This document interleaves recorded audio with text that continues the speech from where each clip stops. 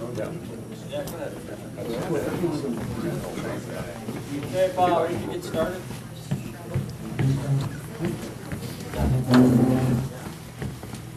So I'd like to welcome everybody to our quarterly meeting. With that, Richard will do the invitation.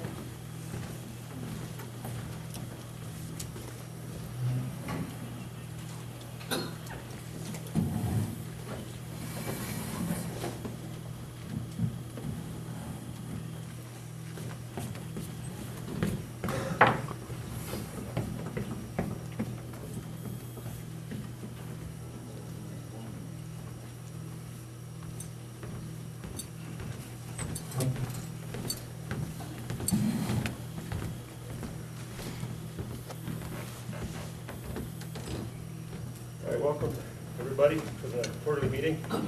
It's my honor and privilege to invite Mr. Glenn Gopher to come up and give us our invocation today. Give you a little bit of history. Mr. Gopher's family has worked with Little Shell in the past. Jim Thunder Gopher, with leaders of our past, Raymond Gray, and his father, Robert Gopher, worked with Ed Belgard, some of our leaders in the past. And that tradition continues today with Glenn and our chairman, Gerald Gray, and the tribal council. So, Glenn, thank you very much.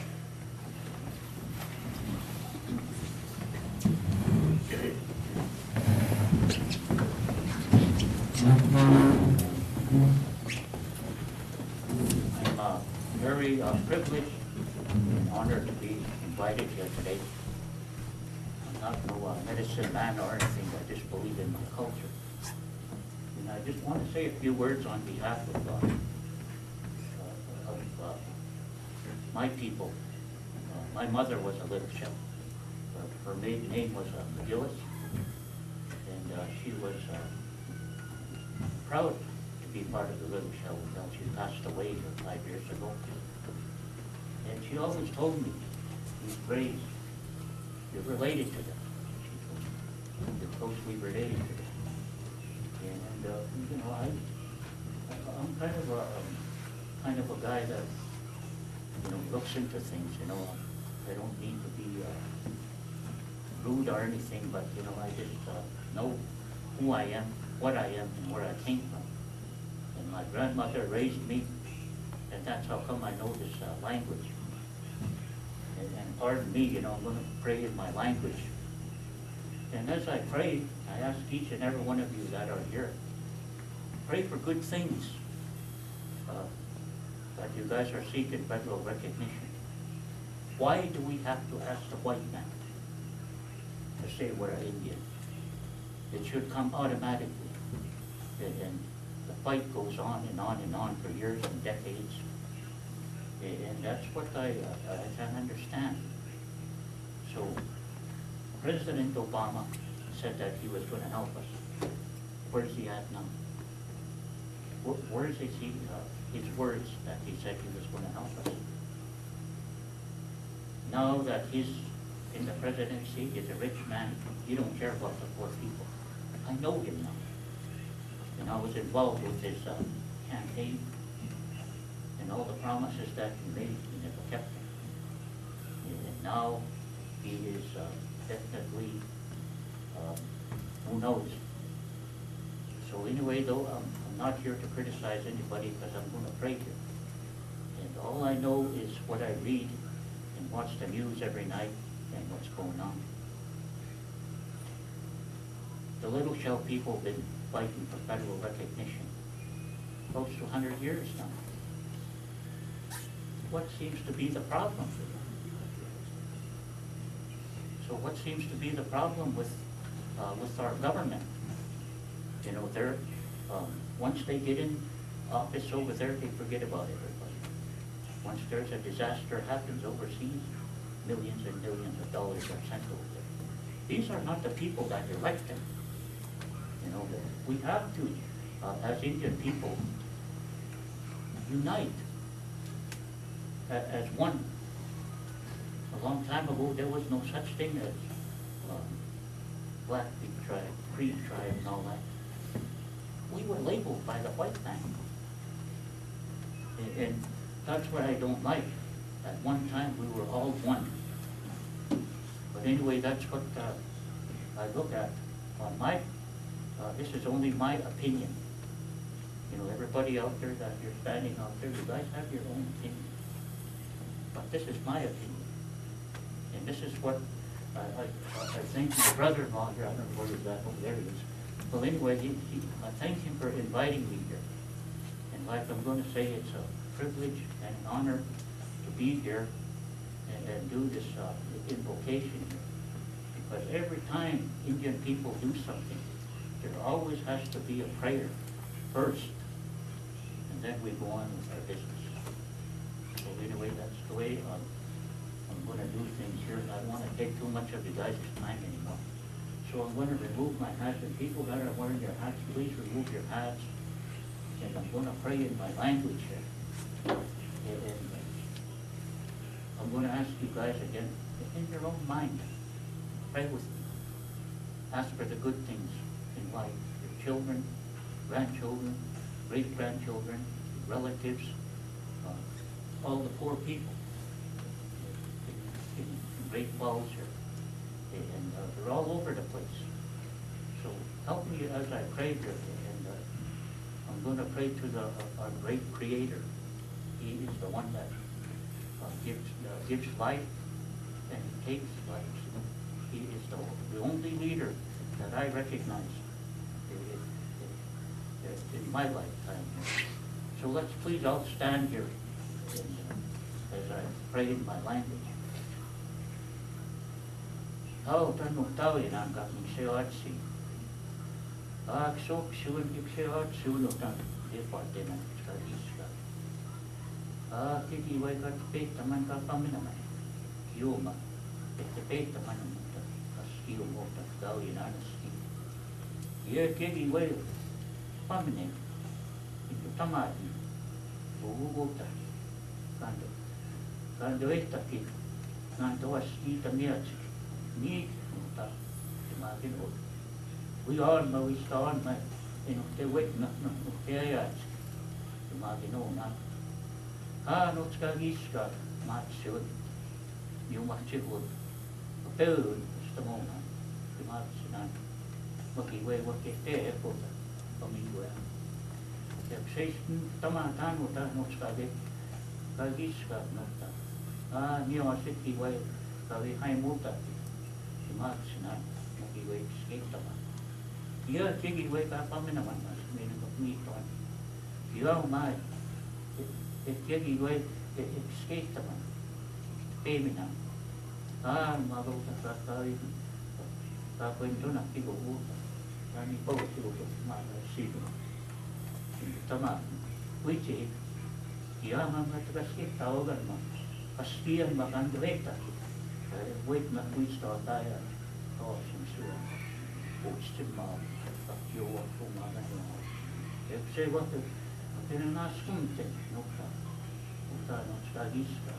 Kivaika ei hai muuta mitään. Haata minun itse touhuu. Se vaikka me maikkaan. Tämäkin on muuta kiskaa. Mäkin voi skeittää, että se maikkaan. Hai. Thank you. Thank you very much.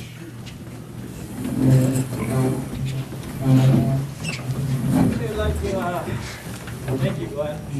I'd like to have, start the quarterly council meeting with roll call. Here. Oh. It's new.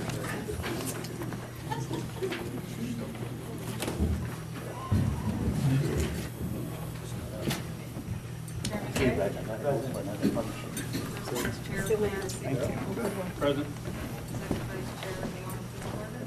Check.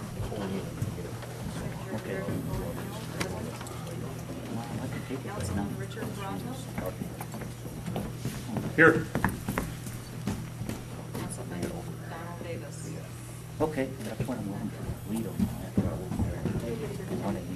Now we'll have reading of the previous council, our quarterly meeting. That was November 9th. You can drop it off. 2013. Yeah, okay. We'll drop it off. See you later.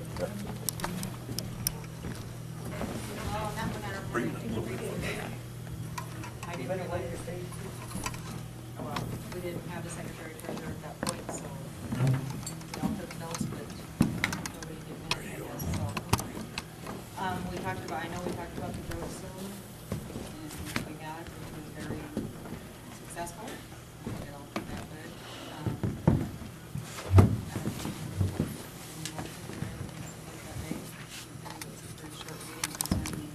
Considering that we drove, so.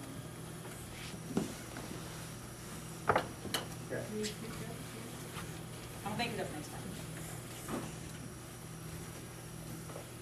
Well, thanks. What we'll do is we'll have those minutes put together and posted and emailed to everybody so you can view them this coming week. So now we have a couple of guest speakers, and with that, we have, I'd like to introduce Jason Smith. He's the Director of Indian Affairs for the state of Montana, in the Governor's Office, and he also has a guest he'd like to introduce. So we'll go ahead and start with Jason.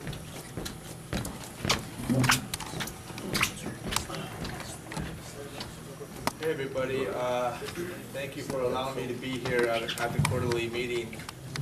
I'm here on behalf of Governor Bullock. I'm the Director of Indian Affairs in the office of the Indian Affairs Office.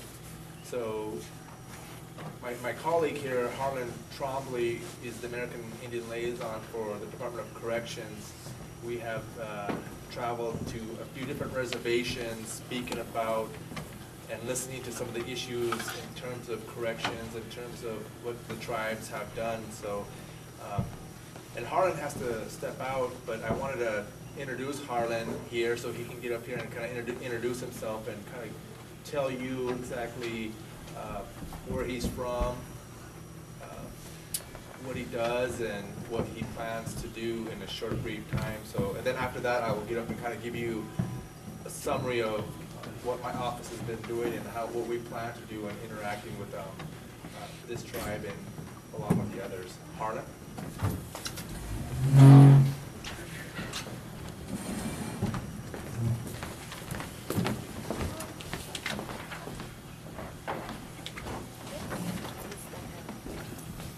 I'd just like to thank all of you for allowing me to be here.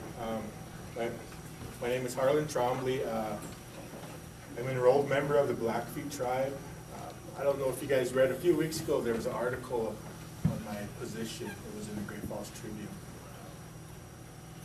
I started this position on November 4th with the Department of Correction as their American Indian Liaison.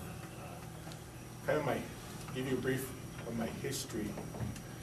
I worked for the Blackfeet law enforcement for several years as a police officer. For the last 11 years, I've worked here in Great Falls. I live here in Great Falls. I worked for the Cascade County Adult Detention Center. I worked there, like I said, for the last 11 years. So I've been in this field of corrections for a long period of time.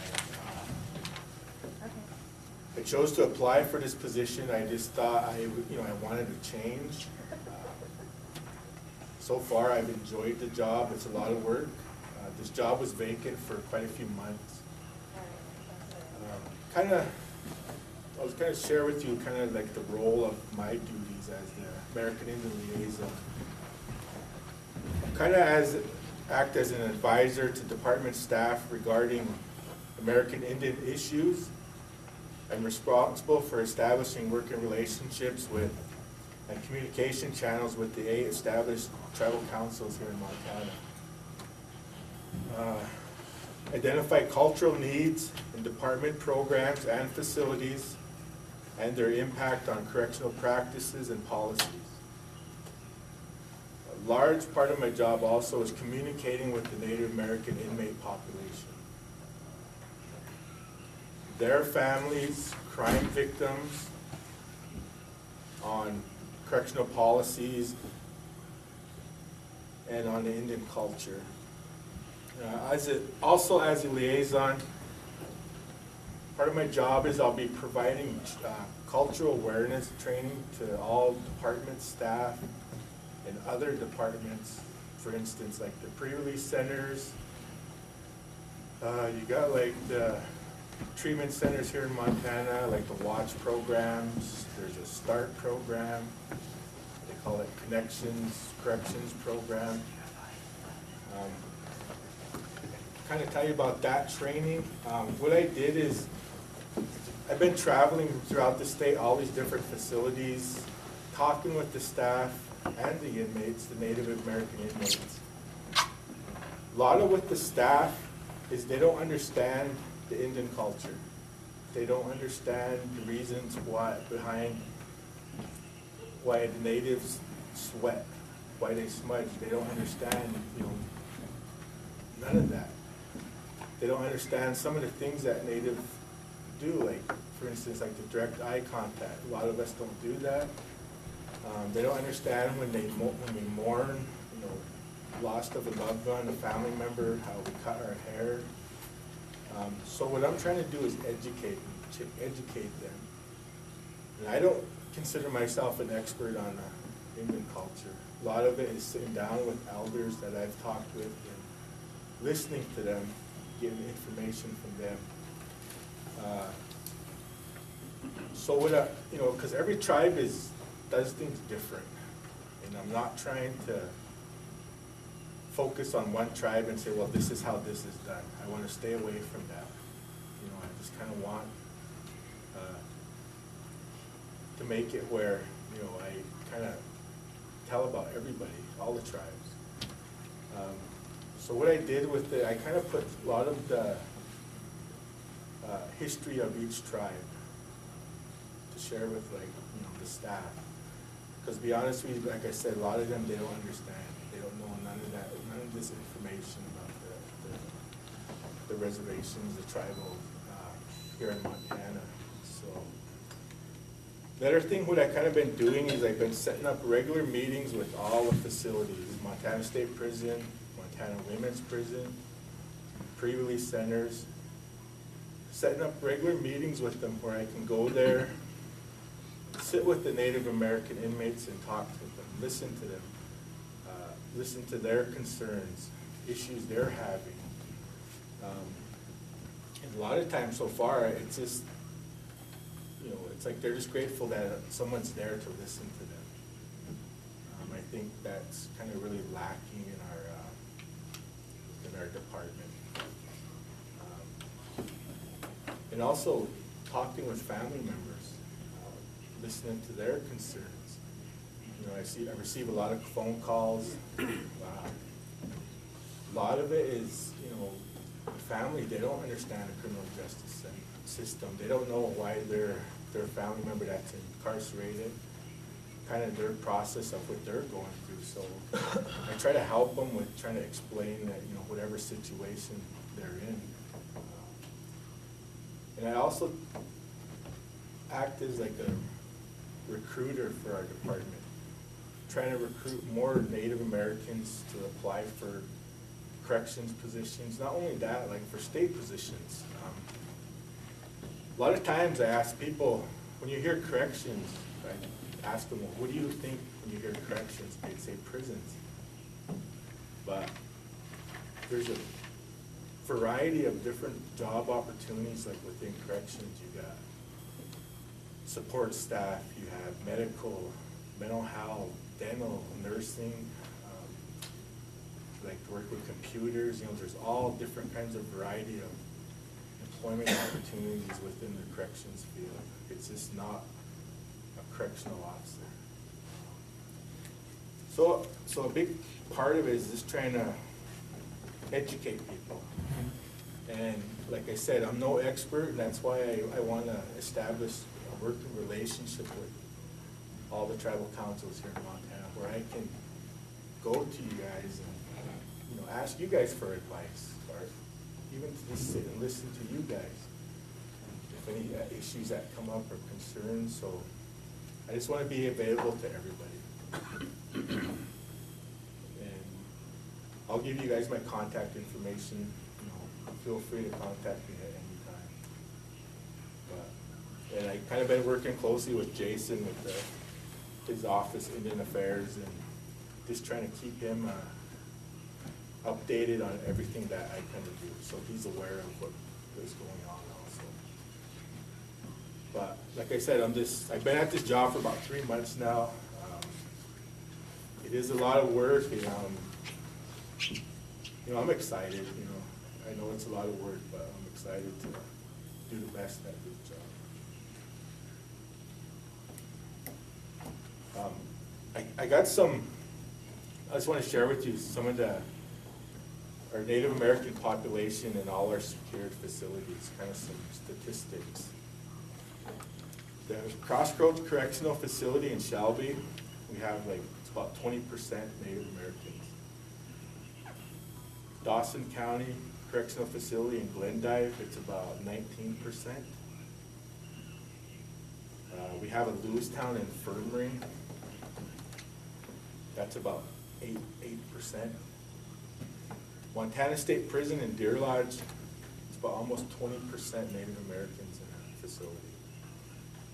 The Montana Women's Prison in Billings is about 34% Native Americans, which brings it like a total of almost 21% for all our adult secured facilities housing our Native American population. We also have two youth facilities, Pine Hills Youth Correctional Facility in Miles City, where they house males. And that's about 23% Native Americans.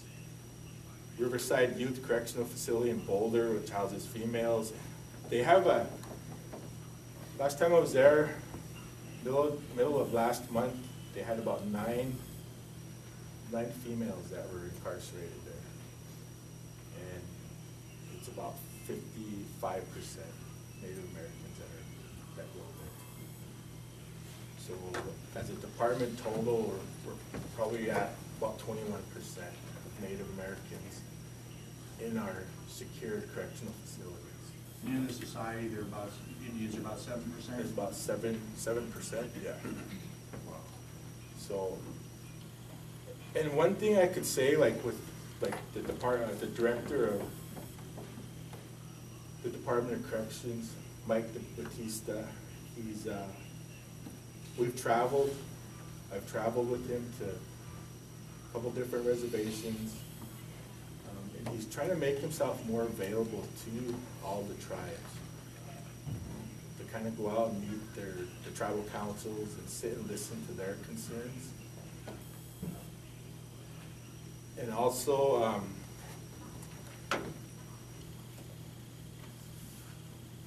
I'll be traveling this coming week. I'll be going to all the tribal colleges, their career fairs. Like I said, trying to recruit more Native Americans to apply. There's one other person that works in our office. He's Native American. He's from South Dakota. He's Sioux. So his job is our human resource specialist. He's our recruiter for our department. So we have like I said, we have very little Native Americans working in the Department of Corrections. So we're hoping to try to get out there to try to recruit, talk to people, try to see if they're interested in making this a career. That's all I have. I don't know if anybody has any questions. Does the governor have any plans on corrections reform? Statistically, Native Americans receive longer sentences than white counterparts. Is there any look into reforming sentencing guidelines and making sure judges aren't handing down stiffer sentencings for the same crimes, just for different people? Well, I know that like I said, our director is addressing a lot of issues. Like one of the issues that keeps coming up is Native Americans are overrepresented in our criminal justice system. So, we know that it's there. So, I mean, I could say it's being addressed, to hopefully that we can change to make it so where everything's, where they're not looked at as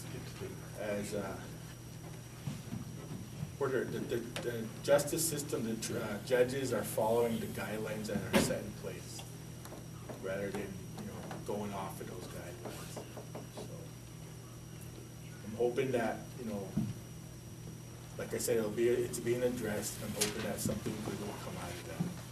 Well, just, the governor can enforce laws that are in place. And the judicial is a whole different branch, and I know that the sentencing, and I'm not sure on this, could fall into a whole different area than the governor even has. So that would have to take either somebody from the judicial to change it, or the legislative. And if that's to be reformed, it has a process to go through, and if you go through the legislative process, the governor does play a role, but it has to go through that process. So just so you know that it's not the governor that reforms sentences. I understand that, I don't know whether or not there's any work on it, because I've seen like a crime that was committed, there was 2 white guys and an Indian guy involved in this crime. 2 white guys got 2 years less sentencing. The Indian guy had got 2 years on top of the white guys, and they all had the same sort of background. None of them had a criminal record prior to this, but he got a heavier sentence. I was just wondering if maybe the governor was trying to push some sort of correction, whether through the legislature or through his attorney general in the judiciary. And the attorney general is a whole different office from the governor's office. There's a lot of areas we're looking at in terms of corrections, and we understand that it's just a whole stream of things, that there's issues that we hear about. So as of right now, I don't know of anything coming to reform the sentencing as a process, but there may be in a whole different agency, so. If he put out a statement or something that needs to be looked into, something that maybe kind of help the issue along.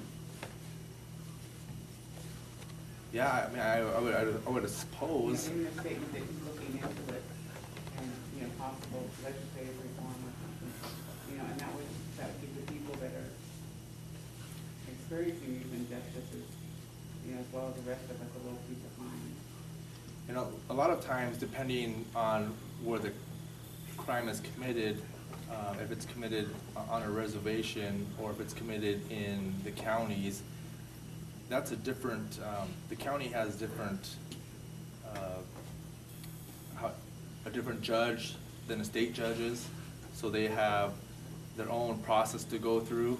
So there's a lot of different nuances that go along with that particular issue. So, but I mean, if you wanted to address it, you can always work with your county commissioners. You can always work with the state legislators and your tribal council to, say, hey, this is one of the areas that we really want to examine. And well, but a statement from him would be a little bit more forceful. I mean, yes, we need to do our part and contact those people, but if he kind of stands up and says, yes, this is something we need to look at, that gives a better focus on the issue. it would, and there's a lot of issues that we're looking at, even though we don't have a statement saying that, so.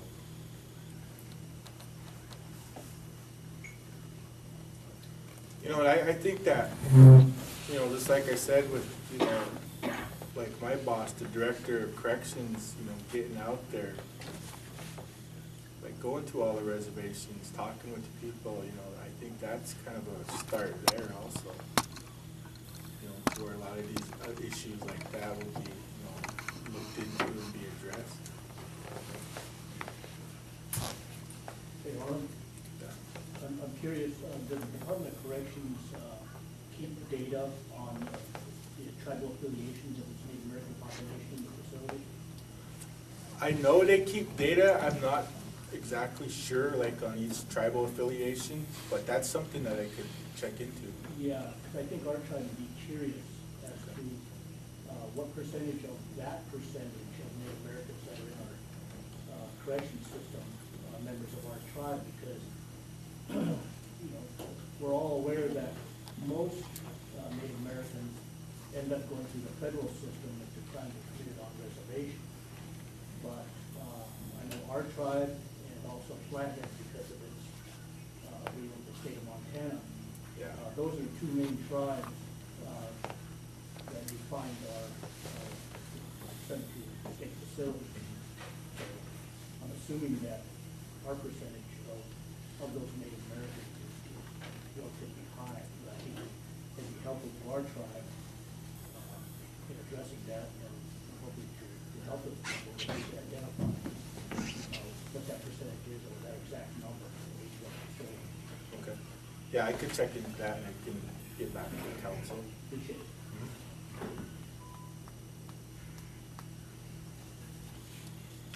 Anybody else?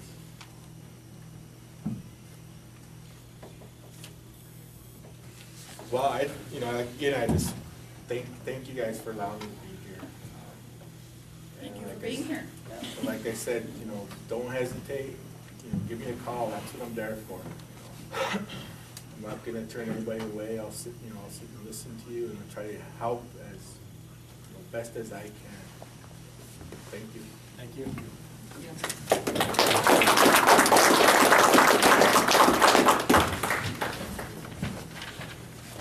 And there is a correction report that does have stats in terms of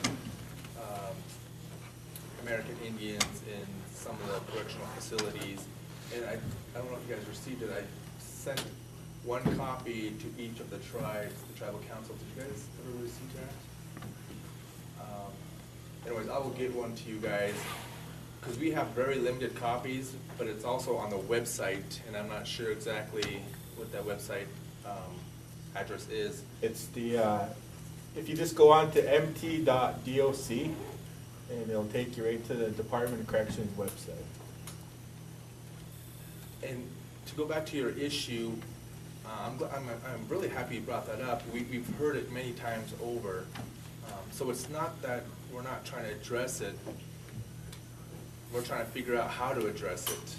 And it takes quite a while. Before I worked here, so I'm Jason Smith. I come from the Confederated Salish Kootenai tribes. I'm Kootenai, Assiniboine, and Sioux. My father's from the Fort Peck area, and my mother's from the Flathead area. Gary Neumann we're from the same area, so it's good to see him here. But just so you know that where I come from, I also worked for the tribal chairman of the Salish and Kootenai before I came here. I graduated from the tribal college. I also worked for Department of Commerce for a few years on economic development with the State Commission. And I worked with the American Indian Caucus for one of the legislative sessions. So I just want to let you know that's kind of where I come from. I grew up on the Flathead Reservation off and on. I grew up in Billings. So with that being said, I really want to let you know that our office is in support of the federal recognition, and it breaks my heart to see that it's taken quite a while. What I've learned is there's in each government there's always a process, and nothing really seems to be happens very quickly, and there's good reasons for that, and there's not so good reasons for that. But there is a process, and that's the one thing I've learned is as fast as I try to go, it doesn't go that fast. And there's a lot of smart people that we have within the government, within our own areas. I am not an expert at all in a lot of different areas, but I'm starting to understand some of the issues that we face in Indian country and the state of Montana. With that being said, we want to come back around. We just hired an individual from the Department of Commerce at the State Commission level to help, spur some economic development policies from the governor's office. We're going to work together to see how much more we can do to address some of those issues out there in regards to economic development. Just kind of want to let you know, we had put together a 2013 tribal relations report, and I've sent that off to the tribal governments, at least one copy.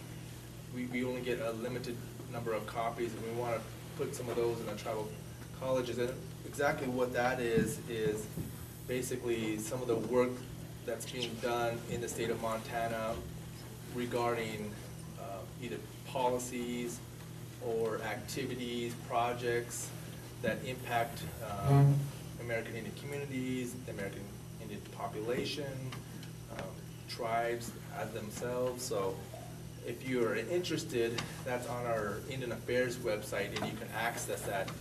We, every year by law, have to put that together, and we have to bring all the agencies together around June of every year. They submit us their reports on some of the activities they're doing.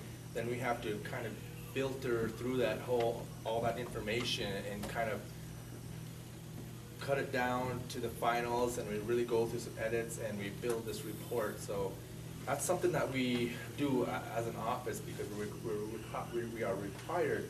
But it's a good thing to know because you'll know what's being done within the state government and each agency. Also, by my office puts on a tribal relations training for the state of Montana, which was sponsored by Senator Wendy Boyd from the Chippewa Cree. So we're required every year to put on a tribal relations training for the state employees of Montana. And we had a chairman here participate in that this coming year. A lot of people, we want to give a better understanding about our office and about how to interact with some of the tribes, and we try to answer some of the questions and about any kind of issues that they have. So that's another thing that we're doing. One other thing we're trying to do is there's the Montana Association of Counties. There's 56 counties in Montana. They have came forward to ask if my office would help them do a tribal relations training. And this tribal relations training, its focus is to help identify some of the issues that the counties and tribes are dealing with, and some of the issues that may be a little difficult and challenging for them, but also the state of Montana. And so they have many counties on reservations. So that's kind of thing that we're trying to do is promote that. And this county as well will be hopefully at that training as well, maybe get a better understanding of, of some of the issues that we face. So Harlan, I'm on this thing called the Statewide Reentry Task Force, which really talks about reentry initiatives and ideas about the correctional facility. I had helped get a couple of people. We had an Indian country panel. We had a chief of police from the Salish and Cooney come up, and also a councilman from Chippewa Cree come up, and I had a former inmate, one of my relations. I invited him to come up because I wanted the task force to kind of hear about some of the issues that goes on within corrections. My cousin is a former inmate, but now he's a supervisor at the tribe for the maintenance department, but he also owns his own business. I mean, that's a success story, and I wanted them to hear that. So we have a lot of work that we're dealing with in front of us, but we're hoping that with this kind of education, we'll kind of find some initiatives that would help us address some of those reentry efforts.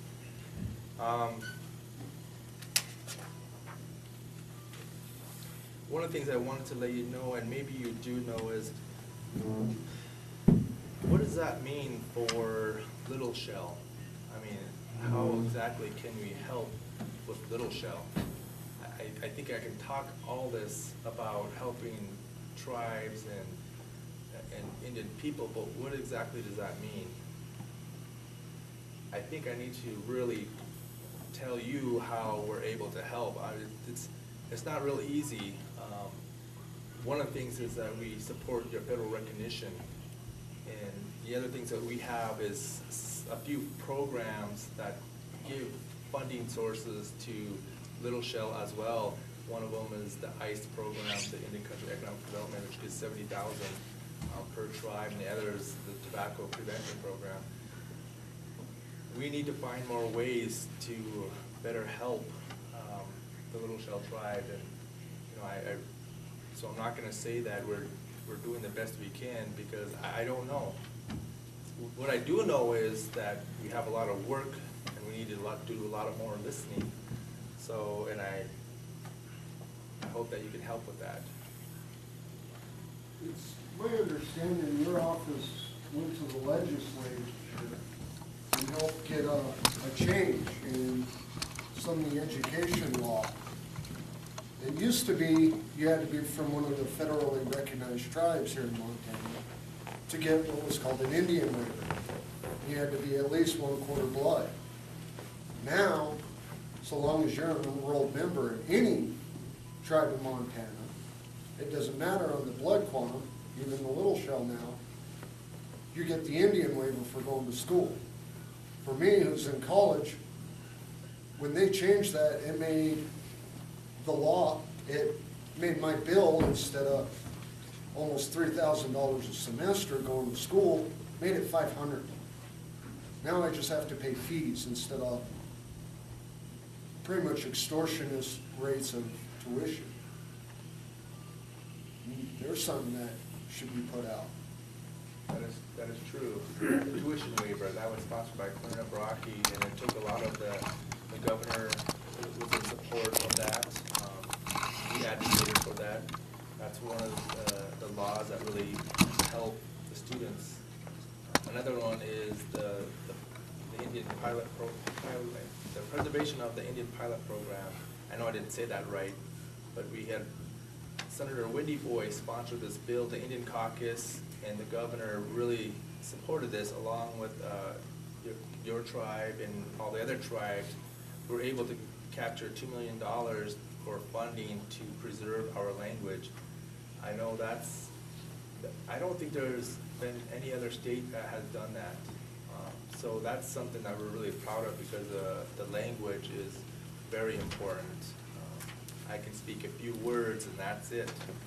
So we also have Stacy Otterstrom. I don't know if you know her relation to Richard here. She's a Little Shell. She's our boards and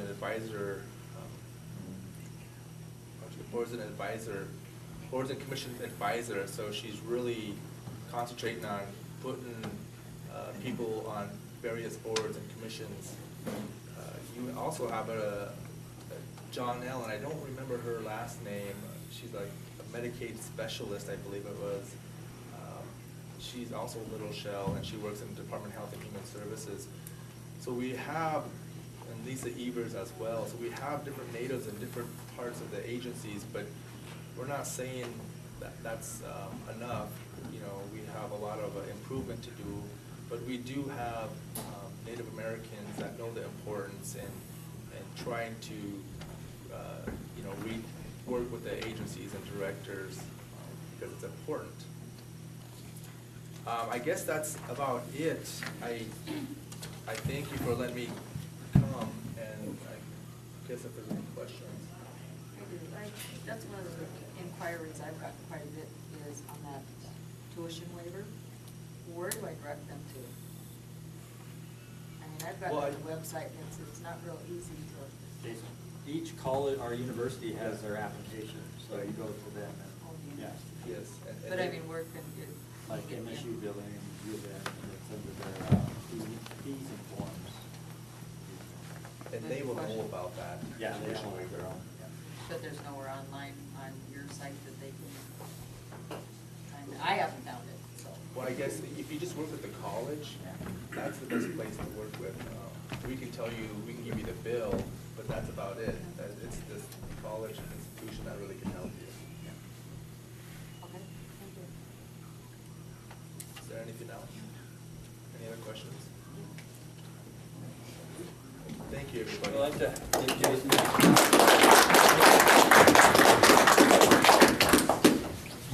Thank you, Jason. It's it's really exciting to actually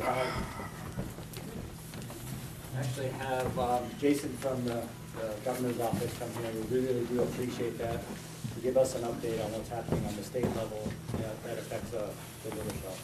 We really appreciate that.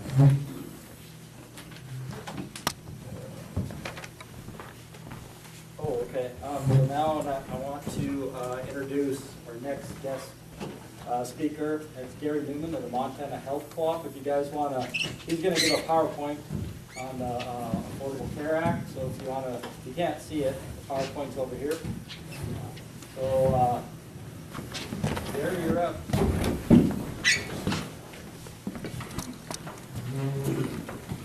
There you go. You know, there's a DVD or anything available for that?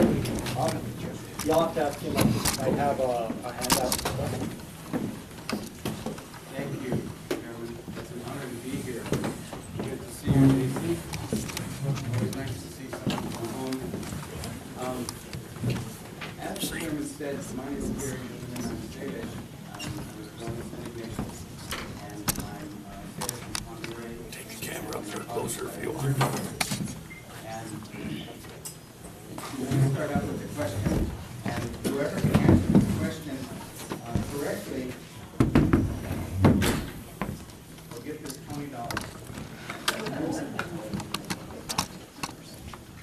Now, if you've heard this before, don't jump in, because that isn't easy. So, what does the mother buffalo say to her boy when he leaves the house in the morning?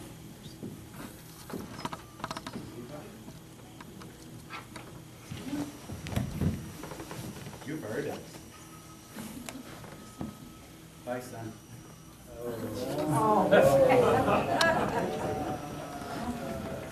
Bye, son.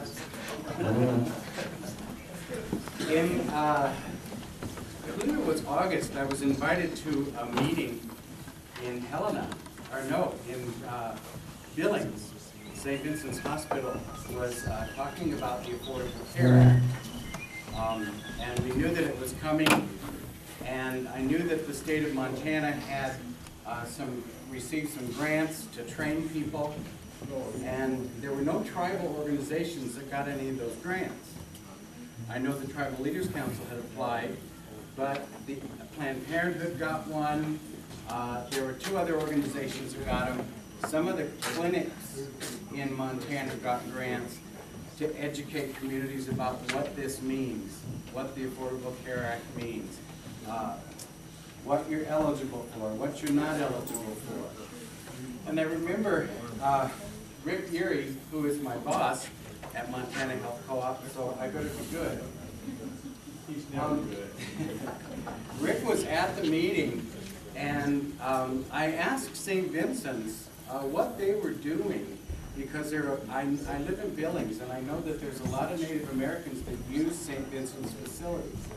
And I said, what's St. Vincent's going to do to share this information with Native Americans? And he really didn't have an answer.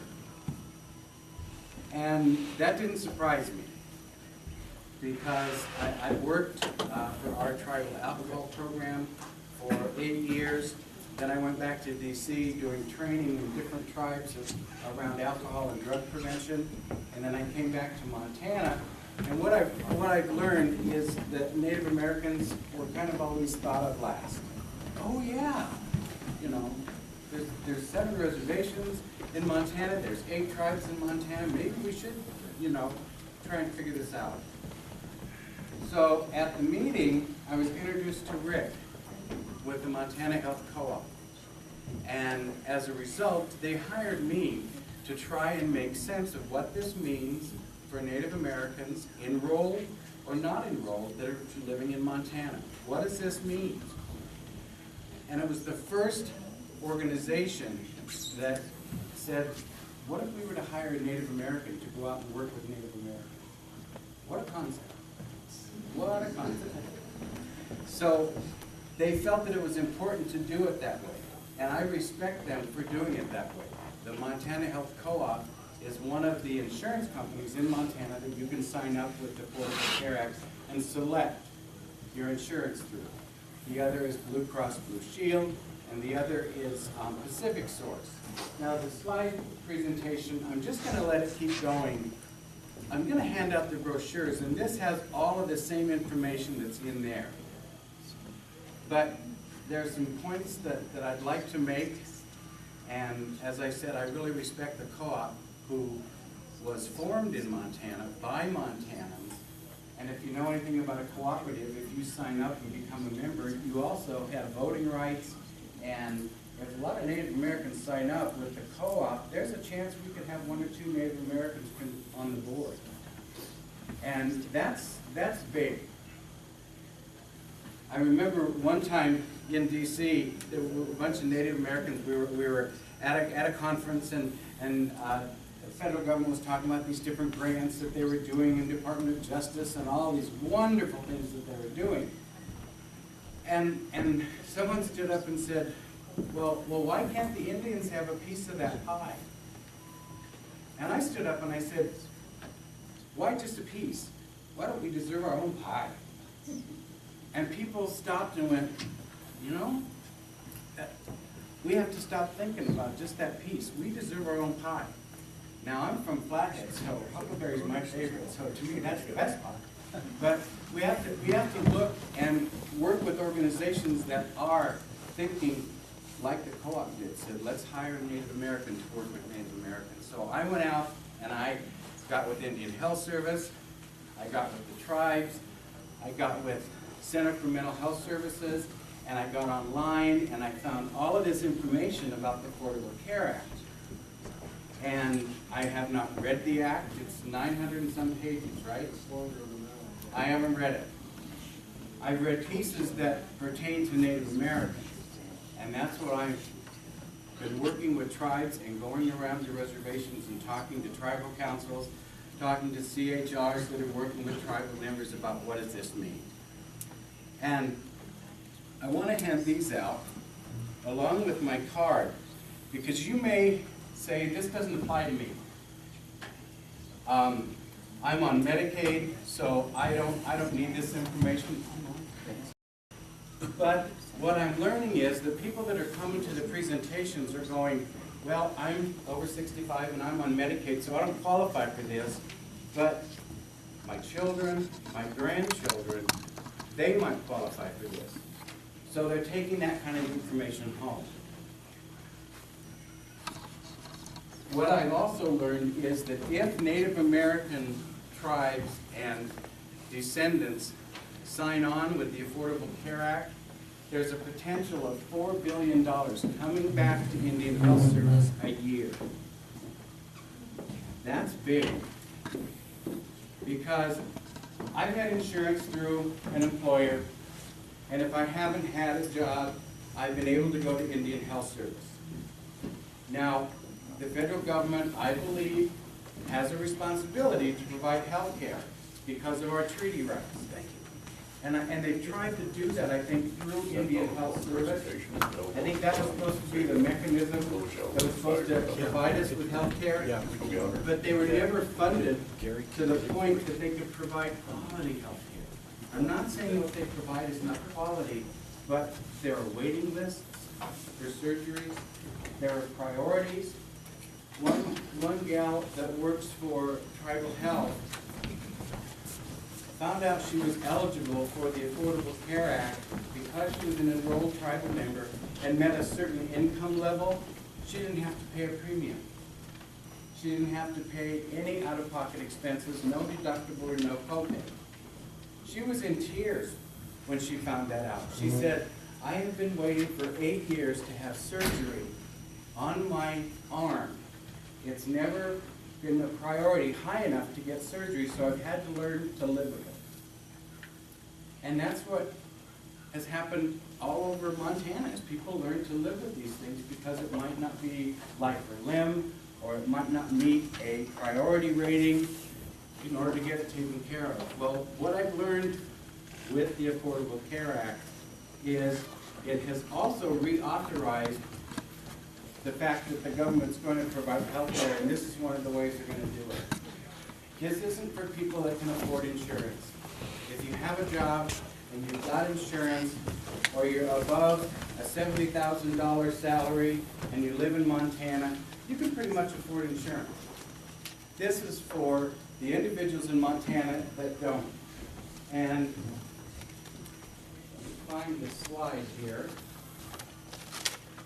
Oh, I just shut the whole thing off. There's about 70,000.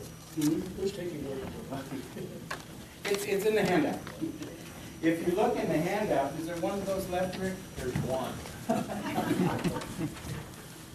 I printed these today.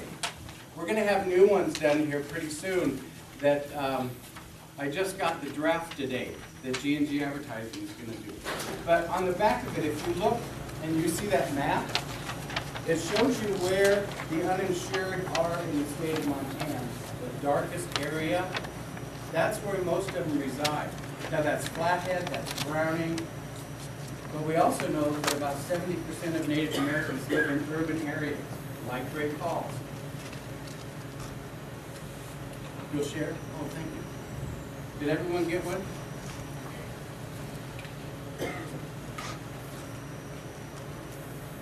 Urban Indian centers, they have one person that's trained that you can go to the Indian Center in Great Falls and calculate what your subsidy might be, find out what you're eligible for, look at the plans from the 3 different companies, and select insurance. My son, who's a descendant, lives in Kalispell, and he has 4 girls. And he said, Dad, I can afford insurance. His wife works at Walmart, and she has insurance, but they don't offer it to families. So he's not eligible for that insurance. And I said, do you know you're eligible for this? And he said, why? I said, because of your income level, your family size, and the fact that affordable health care is not available to you anywhere. So we went on and calculated this subsidy, and as a descendant living in Montana, because of the income level he makes, they have a 0 premium for health care. And they can go anywhere. They can go to Indian Health Service, or they can go to any doctor or any hospital that's in the provider network. Now, I heard yesterday that there's about 4,900 providers in Montana, and Montana Health Co-op has about 4,000 providers already signed up.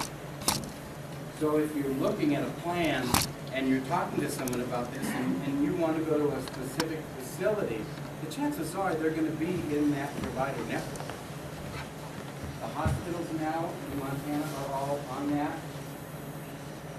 One of the things the Affordable Care Act is doing is, before pre-existing conditions, if you had a pre-existing condition like cancer and you went to get insurance, you could be turned down.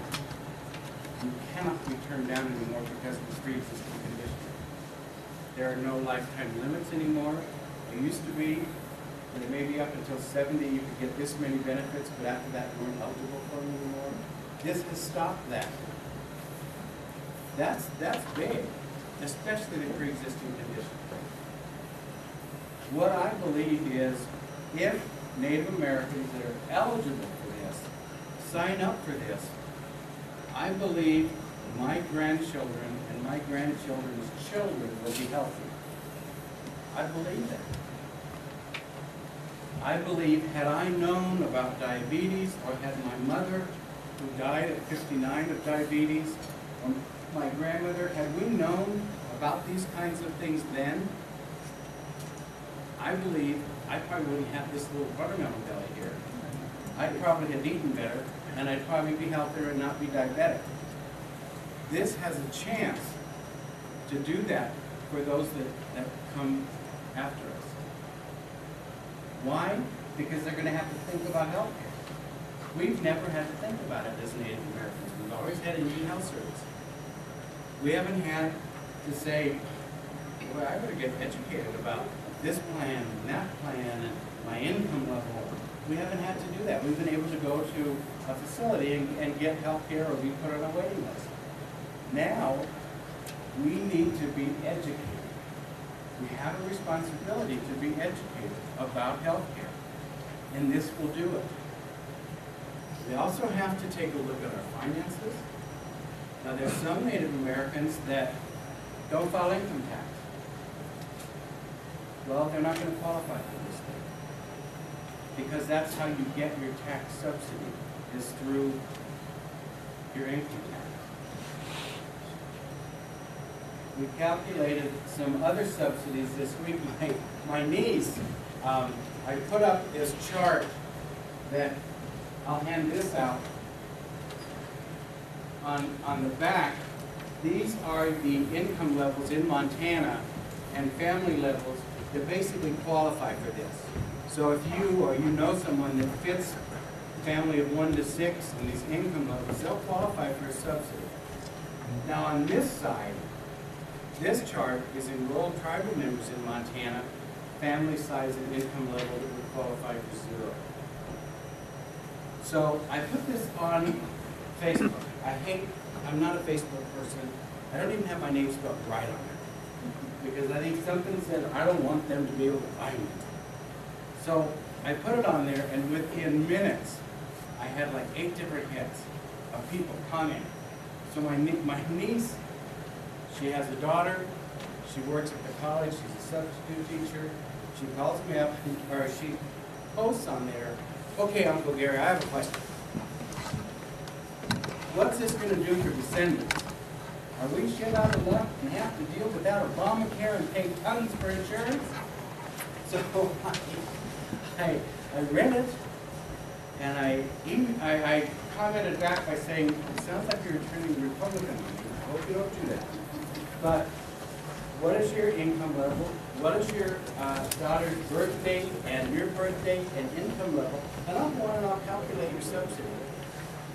She called me and she told me, she said she went to H&R Block to get her income taxes done. They told her that if she signed up for, some people call this Obamacare, it's really the Affordable Care Act.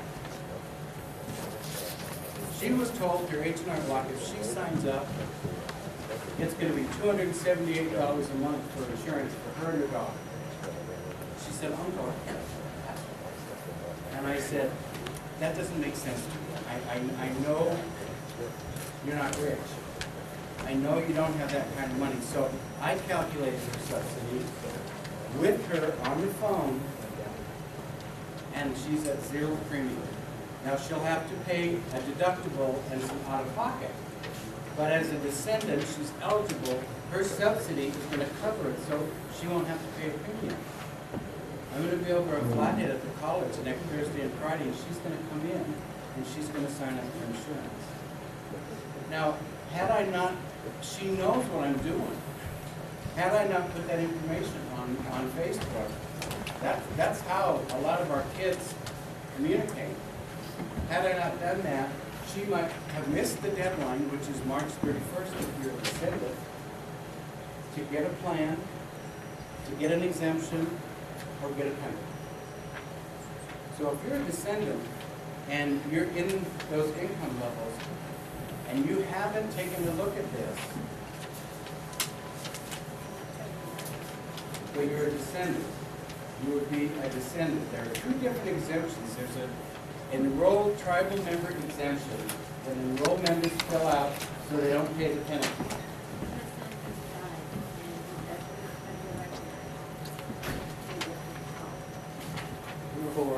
But he can get the exemption where he won't be penalized if he doesn't get insurance. That's the hardship exemption that the state of Montana has.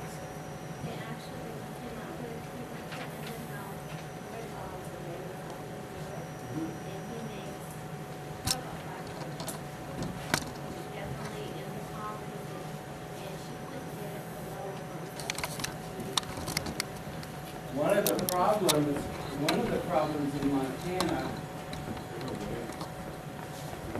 if you take a look at the 100 to 400% of the federal poverty level, if you make less than $11,500 a year, you don't qualify for anything.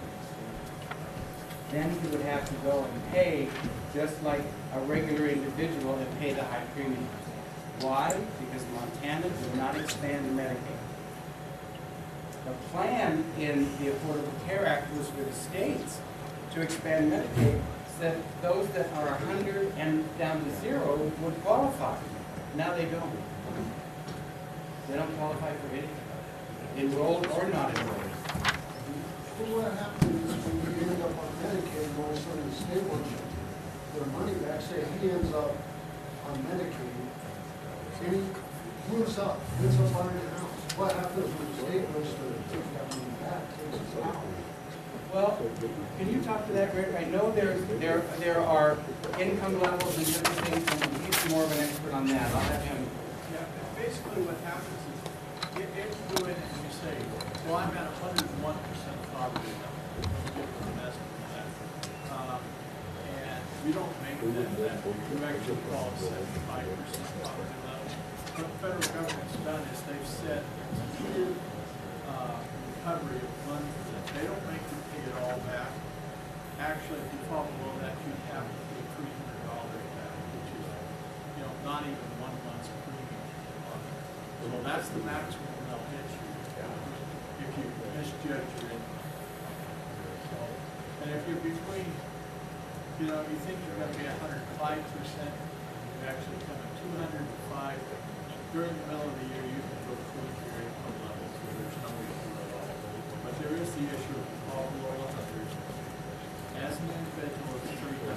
As a family, it's a maximum of 600 that you have to pay back. If you use claims, say you might have a knee replacement, $40,000, federal government's not going to come back with any of that money. Okay, that's covered. The most they can come back with is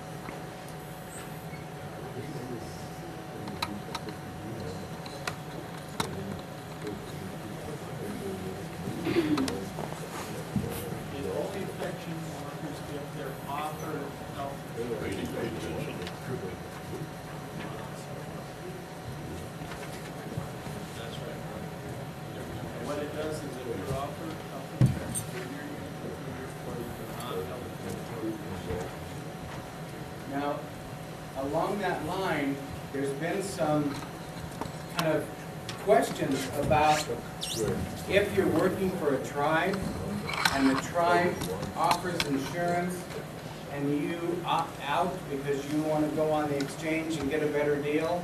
There was a perception that people could do that, but that's not true. We've got an individual, she's now on tribal council over on Flathead, but in December, she said, well, we were kind of told, so my husband got the insurance from the tribe, and I'm his wife, and I didn't get it. Because we were kind of said we could opt out and we could go on the exchange. And now I'm finding out that I can't because I was offered affordable health care through him, and I turned it down. So she's like, I'm stuck. All I have is Indian Health Service or tribal health. Now that she's on council, she's got insurance through the tribe. But that perception out there is you've been offered affordable health care and you turn it down. You can't go on an exchange and qualify for it. Rick and I are going to be here. We've got a couple of laptops set up and we'll calculate subsidies for you. Basically, we just need your birth dates, your income level, and we can show you what your subsidies be and what you qualify for.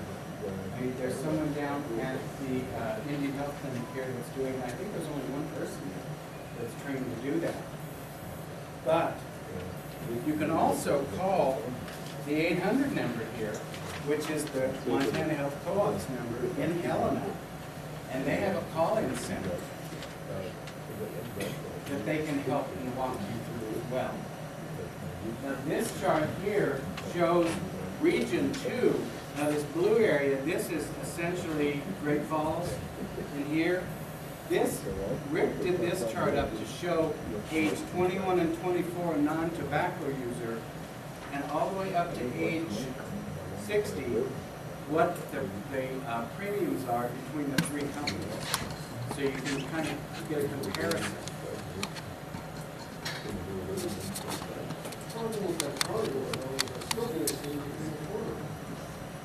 Yes, I'm 30 years old, except for when I was in the Army. Most of the time, bring home $600-800 each. Those premiums, $300 a month. Well, have, I'm these not are from a for federally those, recognized tribe where I can get these. are you a descendant? They won't recognize it. That's why we're here. No, aren't descendants recognized if they're Turtle Mountain? Turtle Mountain won't recognize I heard family it is different. trying to go through that because my father. You wouldn't be enrolled, you wouldn't be able to go for the enrolled. But You because go for we're a the little descendants. shell, Turtle Mountain won't recognize. But are you eligible for service at the Indian Health Clinic in Great Falls? If you are, I if you, live down in Hillsborough. okay, do you go to the Helena Indian Alliance? I have my entire life. So then you're eligible. That's what makes you eligible.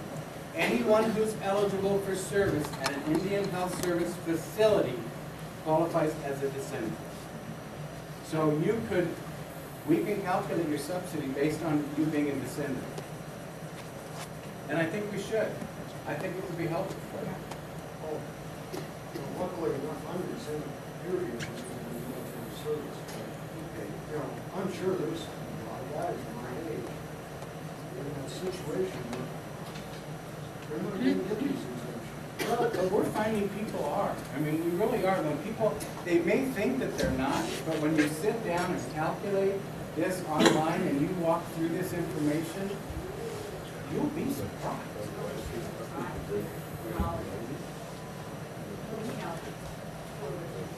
But that doesn't matter. As long as you're eligible to go to an Indian Health Service facility, you qualify as a descendant. With this law, that's what this law does. Right. But if you got insurance, you could go anywhere. Oh, okay. You're not. What's the word here?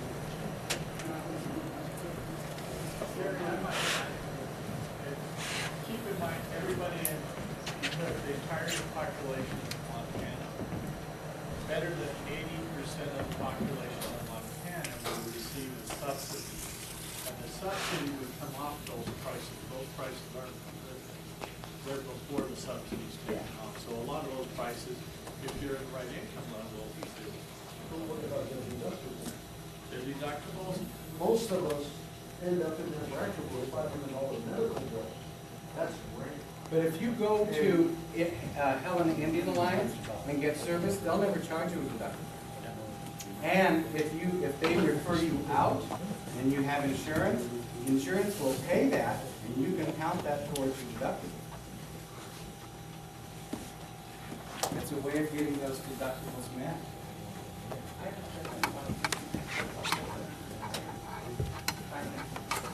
Then you wouldn't be eligible.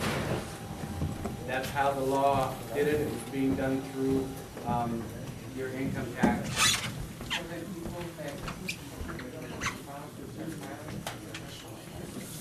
Well, someone said to me that if you want to get one of these subsidies and you've not filed, you might want to get right with the IRS. That was what was told to me. Well, you're not necessarily getting right for it. If you want, if you think that you may qualify for more than $11,500 a year, then you'd probably qualify for the subsidy. And you might want to do the taxes together. I mean, because we have to pay you guys to protect the rights, you know, with people that are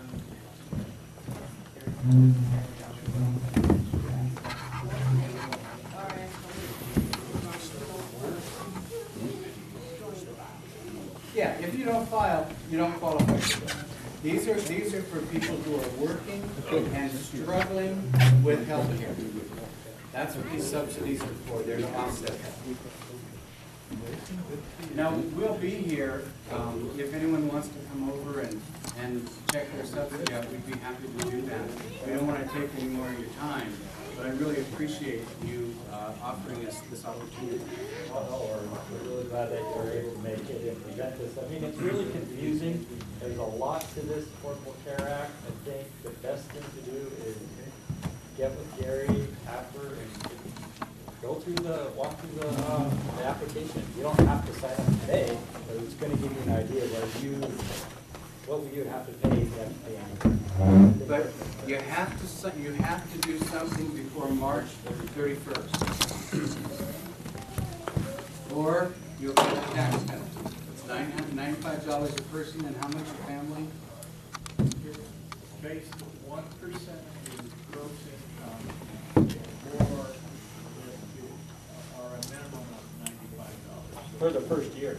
For the first year. It goes up. Yes. Every year it goes up. So if you're a descendant, I would recommend applying for that hardship exemption and get it in the books anyway. It's not gonna hurt. Gary, so what if you're on Medicare and you also work? You've got insurance, Medicare's insurance. Well, we found last week in Browning, we were up there for 2 days, there were 7 people that came in, walking through this process that discovered they were eligible for Medicare and they didn't even know it. This process signed them up for that. It'll sign the children up for Healthy Montana Kids. Any other questions? I know it's confusing, it really is, but it's one of the only ways that tribal health or Indian health is going to get money back. It's one of the only ways they're going to get money back. And if you can qualify and you can do it, and there are individuals that are in that category don't qualify for anything, they're going to keep using Indian health. They're going to keep using tribal health. So if you can get it, get insurance to pay for it, so that money's going to be left for those that don't qualify. On this issue of qualifying as a descendant, what are we talking about? That makes a determination to the health service or people that? When you go through the enrollment process, it will ask you if you are a descendant, if you're eligible for services at IHS, and if you are, there may be a form. I know that IHS is looking at putting together some kind of form for descendants so that they can attach it to their application, and because there's no big book in the sky that shows all that. But there will be a form. There's, in case our council is not aware, there is a list that the Indian Health Service has on our tribal members that they provide to all their IHS facilities as to who is considered a descendant or is eligible for services. But when I was vice chairman, this was an issue that we met with Pete Conway and the Bureau of Indian Affairs area director at the time, because a third of our tribal members are left onto that list. And that's because that list was put together before they transferred our records from Aberdeen to Billings to Hawkeye. So there needs to be a follow-up with the Indian Health Service and the Bureau of Indian Affairs, put together a new list that includes all the tribal members that they then in turn would make available to the IHS facilities, so that they would have it, declare them eligible. And at the same time, I also think there needs to be a way of getting information out to tribal members that tells them that when you do fill out the application or enrollment for this process, that they should know, put down Turtle Mountain descendant if you have. Because a lot of them don't know what, that they're even Turtle Mountain descendants.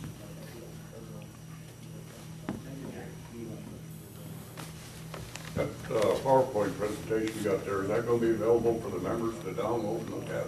If you want it, do you want me to send it to the chairman? I'll send it and Yeah. He'll have it, you bet. I think that'd be good, put it in the website. And Absolutely. Thank you again. Thank you, Gary. All right, with that, we'll continue on with the quarterly meeting and go to committee reports. We'll start with the cultural committee report. Richard.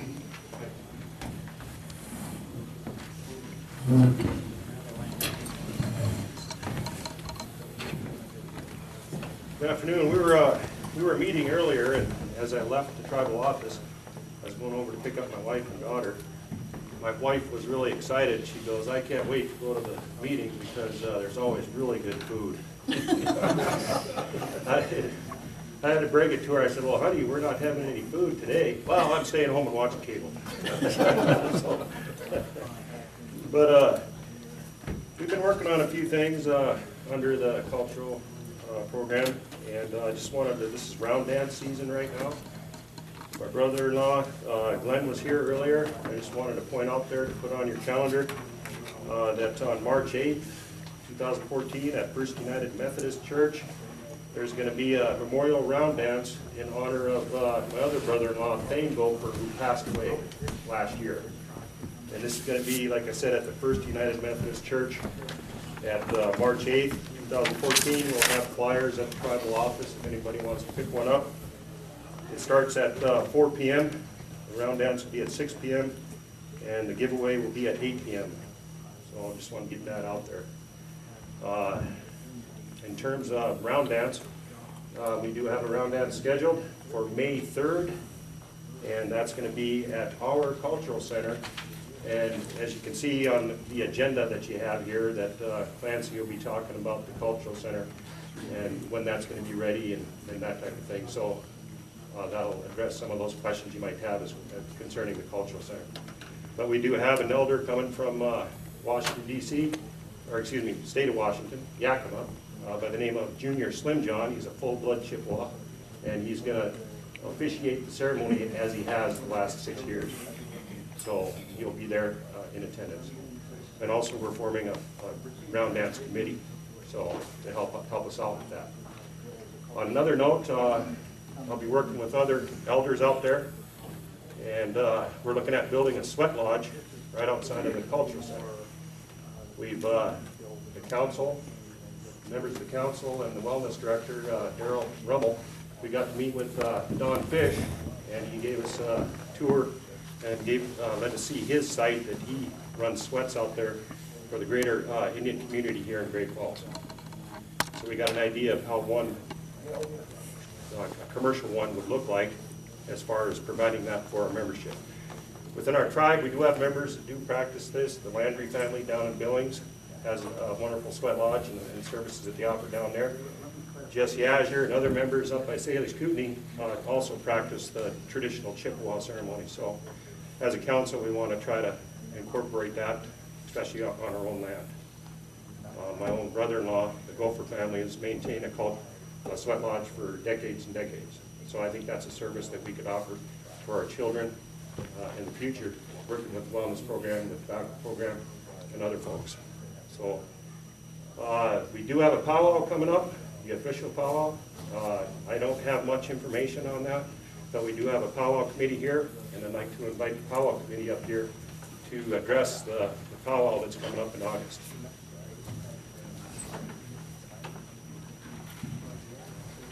Thank you.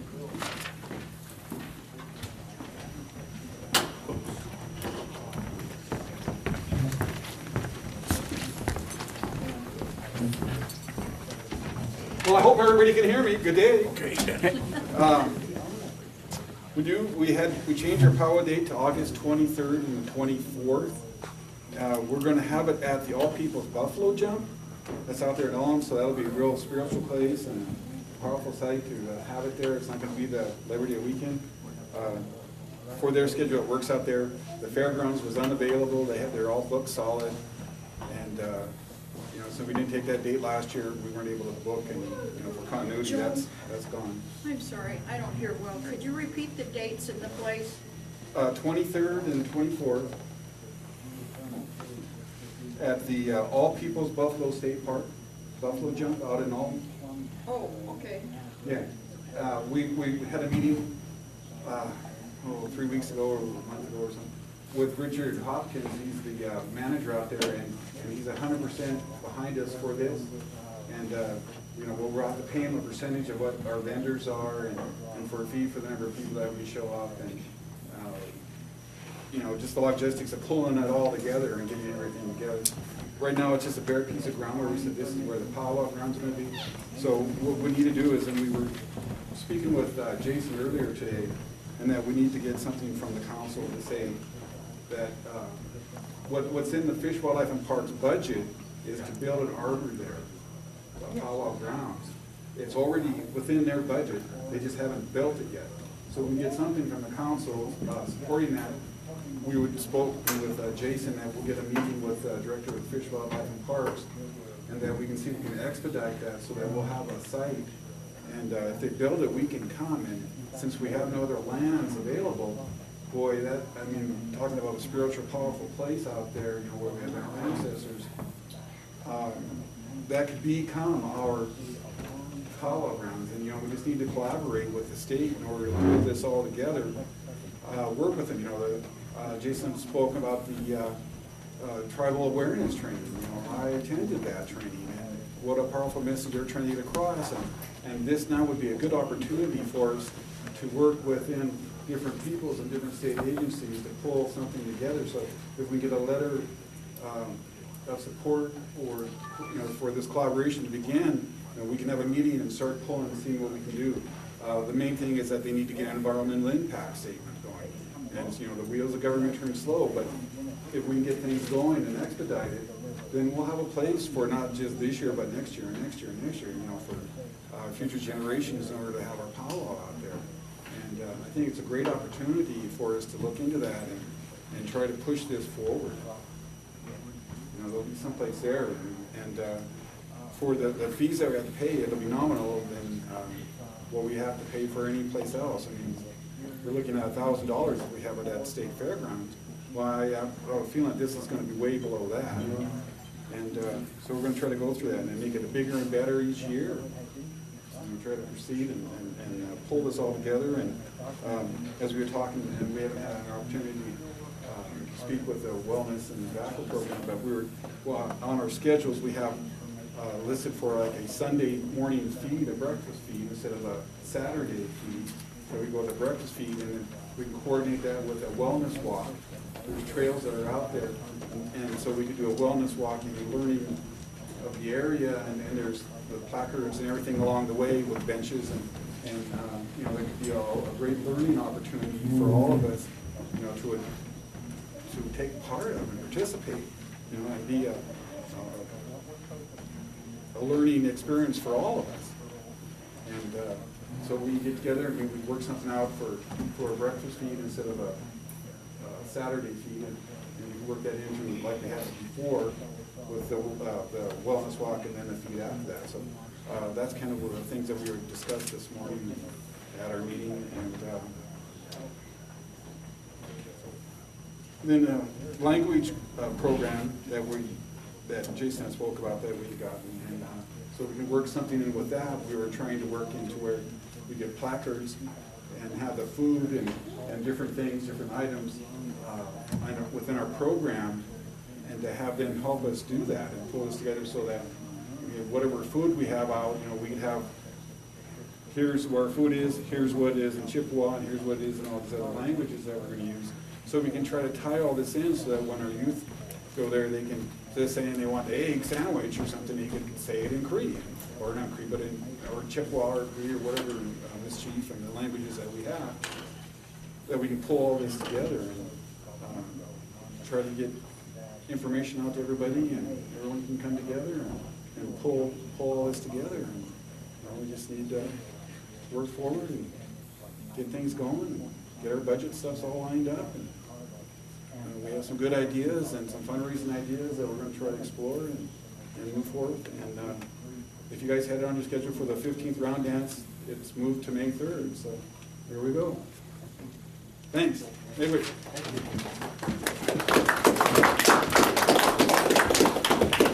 So the next committee report will be enrollment and financial report with Colleen.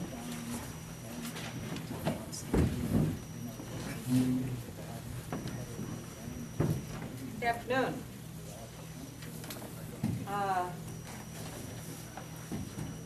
First off, Gerald wanted me to announce that we have 19 new enrolled members that will be signing off on. How many was that, Colleen? 19. Yeah, and I'd just like to say, I mean, the enrollment volunteers have been super busy.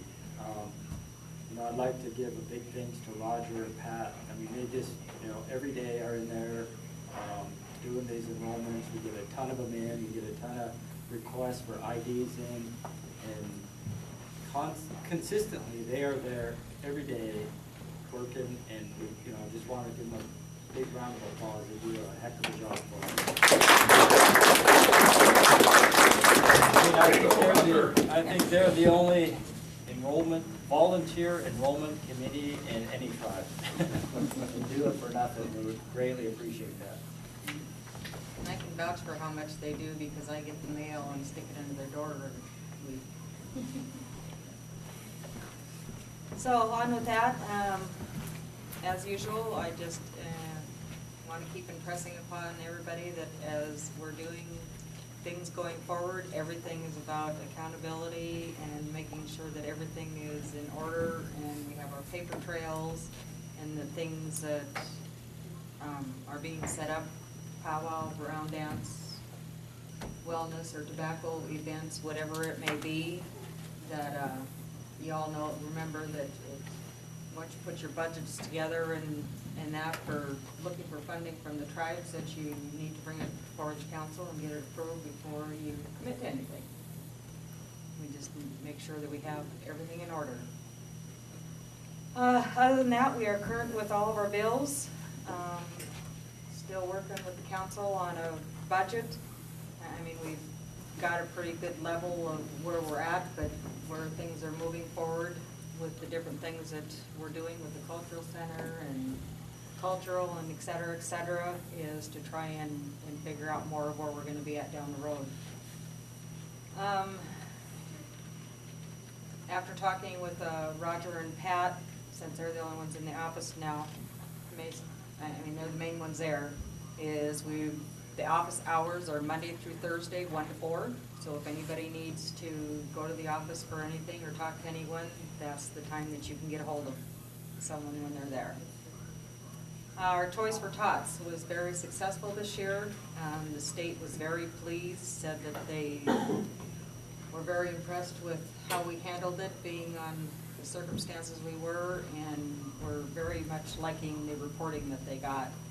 So next year, everyone can spread the word starting now that it will be at the Cultural Center in the back in our new addition. We will have forms to start signing up earlier next year so that we can have it more organized and ready to go, and hopefully more volunteers to help.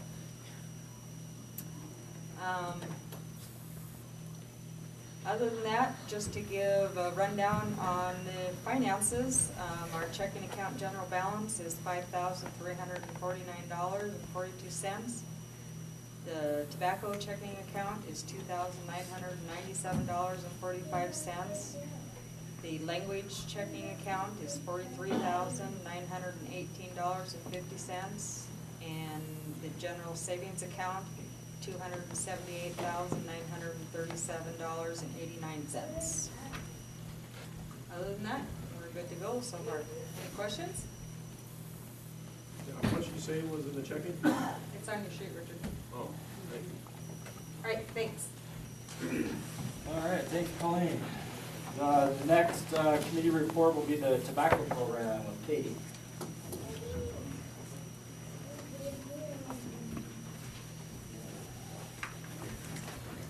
I'll try to keep this short and sweet. Again, my big focus is the youth, but we just had a conference, Colleen and I and a couple, there was like 6 of us there. We dealt with the state in regards to the quit line. The quit line is run by National Jewish out of Oklahoma, I think it is. They are trying to revise that. Can you speak up? I'll try. So the quit line is run out of state, but we're trying to make revisions to it to make it more Native American friendly. And they the state, Montana State, is going to each tribe individually looking for recommendations on what works with the quit line now and what we could do better. And I think out of that meeting, the biggest thing that I came up with is a lot of people don't know what the quit line actually has to offer. You can get up to 8 weeks of nicotine replacement with 2 calls to the quit line. And I don't think a lot of people know that. But I printed this out so that if anybody wants the information, I have it. You can get Chantix, which is a prescription, and I know it's expensive. With the quit line, you can get it for $50 a month. And Wellbutrin, you can get for $5 a month, which is huge, because I think Wellbutrin's like, what is it, like $75 a month I just paid 78. without the quit line. 78 without the quit line. That was with my insurance. Yeah. So if you're trying to quit or you know someone that's trying to quit, have them call the quit line. And they also have a website now, which is quitnowmontana.com. And on that website, you can enroll online, and they can send you text messages for reminders, or they'll, like, you can leave a time that works best for that, for you, for them to call you, so you don't have to try to get through them over and over and over. So that's available, and if you have any questions, just feel free to come over and talk to me. Other than that, I'm still working with the youth, and we are gonna do another GONA camp, and that'll be the end of June. The dates aren't for sure set. Sounds like the 23rd to the 27th, and we're actually using the GONA curriculum this year. And we're partnering with SAMHSA, which is a federal program. They will provide, they're gonna pay for 2 facilitators for that camp, which is a huge thing for the tribes in the state, so we don't have to come up with that money out of pocket. It'll be a 3-day camp with 2 days travel, and more than likely it's gonna be over on Flathead at Blue Bay. The other option is the college, SKC.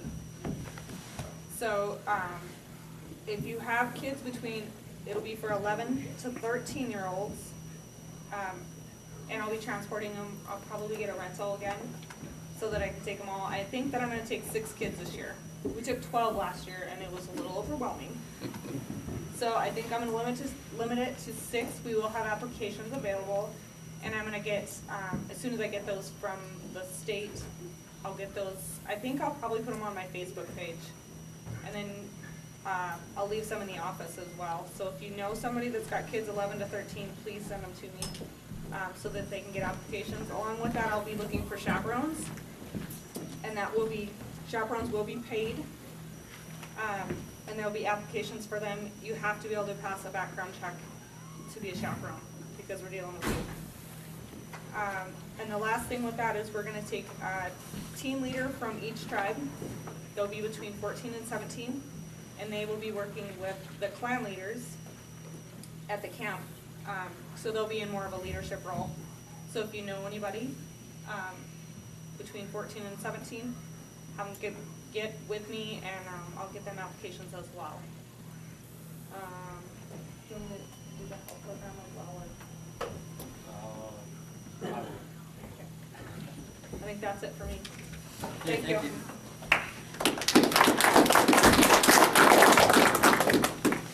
Oh, question. I did have one question. Are you guys linked in at all with the VA's Quit Smoking program?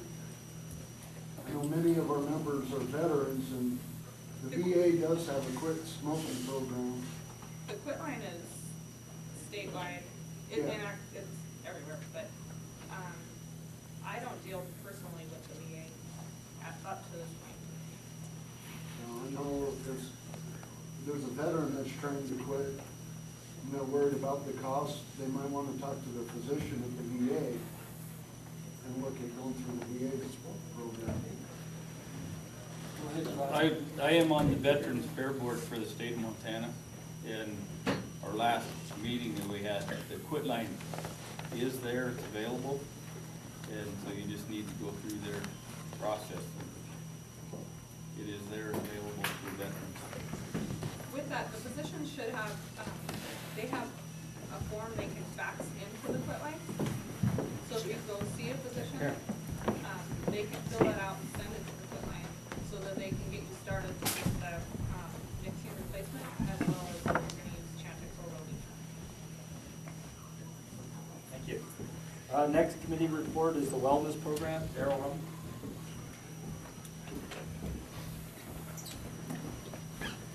Since we're running so late, I'm going to try to make this really short. I have my supervisor Morgan Denny here from Billings. She's back doing interviews with some of our elders. And I need 2 more elders to volunteer to have an interview this afternoon. It only takes about 10-15 minutes. If you're interested, stop and talk to Morgan. The Little Shell Youth Council Journey, we're going to do another art contest. And we were going to do it at the Round Dance, so it's going to be in May. So if you have any youngsters that are potential artists, or they can be any age. I have here 11 to 14, but the last time we did it, we had little kids, all ages from kindergarten up, drawing pictures for us, and it turned out quite well. They had a great time doing that. Another thing for the Little Shell Youth Council is the Journey, and this is a program to prevent the use of alcohol, drugs, and commercial tobacco by introducing healthy activities and traditional cultural ways for school-age youth. We are talking 12 to 18 because of the activities that we would like to take, that we'd like to do. I have a form here. If you have any child interested in this, please pick up a form, have them fill it out, and get it back to either Katie or I. It's different things that we're going to do is learn the history of the tribe, family history and genealogy, cultural ways, learning some of the languages, arts, crafts, storytelling, on and on, constructing the sweat lodge like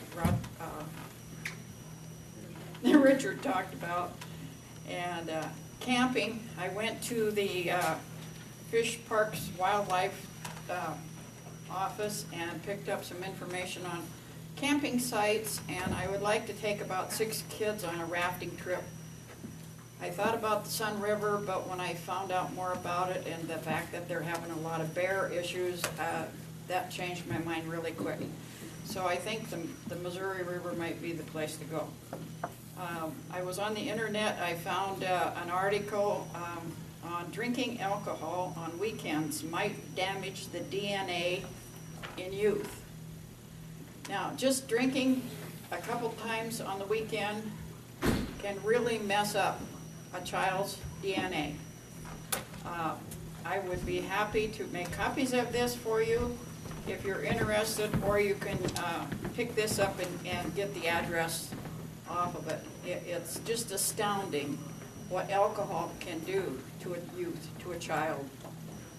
The more they use it, the worse their DNA gets, their memory goes. There's just all kinds of things that they have proven in the schools what happens when a child comes in after being just a few drinks on the weekend compared to those that don't drink at all. It's just scary. Anyway, thank you for coming, and we really appreciate you being here. Okay, thank you. Next committee report, I'd like to invite up Gerald Senior and Nicholas for the language preservation.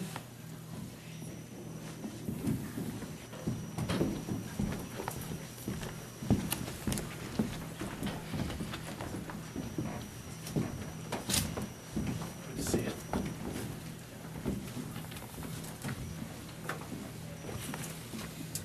Good afternoon. So, I'd like to start out by letting everybody know some information you may or may not know. The state of Montana has given each tribe or each reservation $250,000 to restore and begin to preserve their language. And of course, the Little Shell tribe was given $250,000.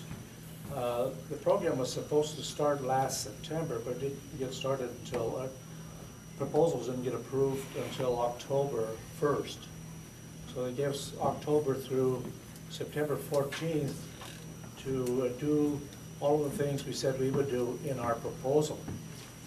And I will go through some of the deliverables with you and hope to give you, some additional information about what the project is all about and what we intend to do as a committee and as a staff to restore and preserve the languages of the Little Shell tribal people. First of all, I'd like to introduce the advisory board members and have them give just a short little oral biography about their experience so that you know what kind of experience the advisory board has. And in addition, I'll inform you more about the staff. All right, can I have, let's see, we just have Mrs. Rummel, do you want to come on up and just give us a run, well, I'd like them to give you a rundown of their experience so that you have an idea. Here I am again. Anyway, I've really enjoyed being on this board, mainly because these two gentlemen behind me have so much knowledge to share, and they're so willing to help us.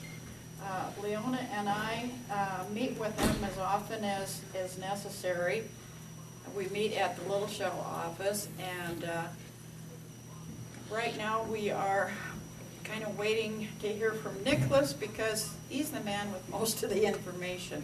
He's been checking with people in Canada, different colleges, different tribal places regarding our languages, and I really don't have a lot more to say, but I am enjoying this. Thank you. Yeah, next lady was a tribal member on our advisory board, Leona Kinderberger.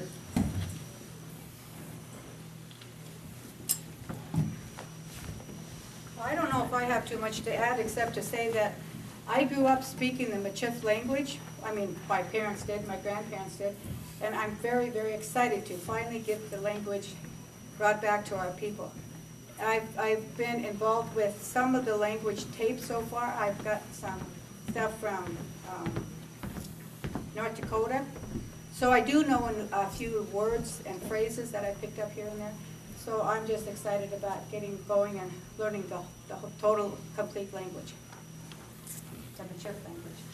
No, before Mr. Rubin starts, I'd like to mention these two ladies have been school teachers. They have many years of experience in education, which is you know, a great addition to our advisory board and to our program. So we're grateful for that. These two ladies have that experience to offer.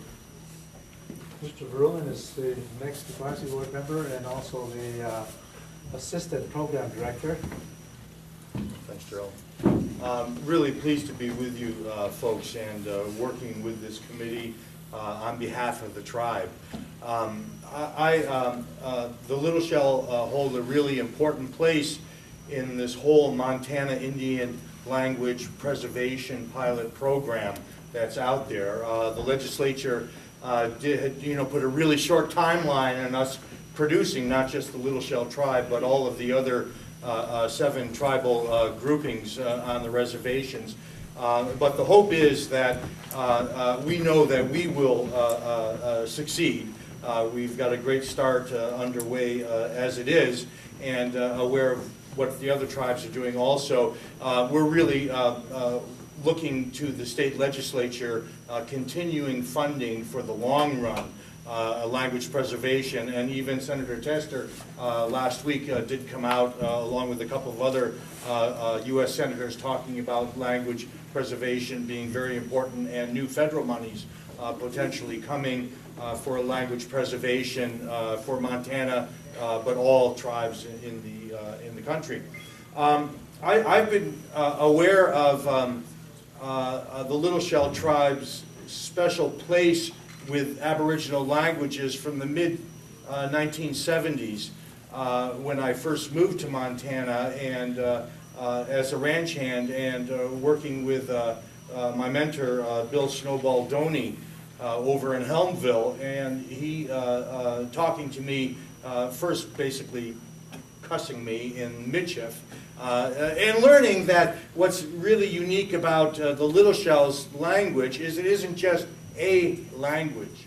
As an Aboriginal amalgam society coming out of the fur trade, really Cree was the lingua franca, and all of your ancestral ancestors spoke Cree as the overarching language of the trade on the northern plains in upper Missouri and Saskatchewan basins, but also as primarily Ojibwe, Anishinaabe people coming out of the Great Lakes, having that strain into the upper Missouri. You had your Anishinaabewin, and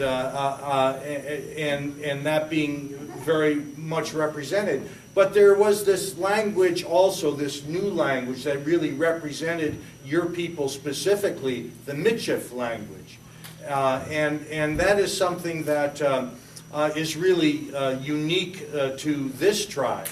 And so what we're trying to do as a language committee is gather all the resource materials we can that deal with Cree and Ojibwe, but we're really emphasizing specifically because we're the only tribe in the state and in the United States right now who really has the opportunity to reaffirm Michif as a living language. I mean, there's only a handful of traditional Michif speakers still in the tribe today.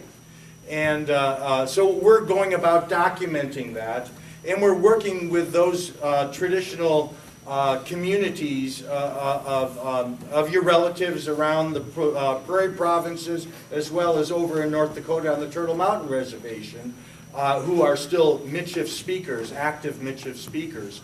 So we're making agreements with the Tribal College over in Turtle Mountain, with the Manitoba Métis Federation, with the Gabriel Dumont Institute of the Saskatchewan Métis Federation, these groups have long been working at reinforcing and encouraging the Michif language to keep it as a living language. So we've been working at getting rights and permissions to take curriculum that's already been developed and modify it and customize it for the Montana Little Shell tribe. So that's part of what we're about, and we're really just, we're not halfway in this project yet, but already I think the group has accomplished amazing amounts. And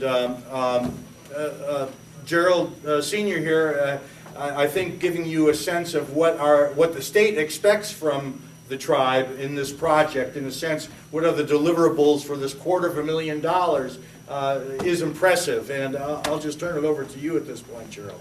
Yeah. Thanks, yeah. I want to give you a rundown on, as I said before, of the deliverables that we wrote into a proposal.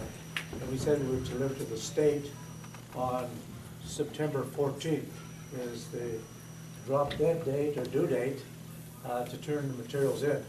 And by the way, all of the materials that are being turned into the state are going to be stored in the with the Montana Historical Society.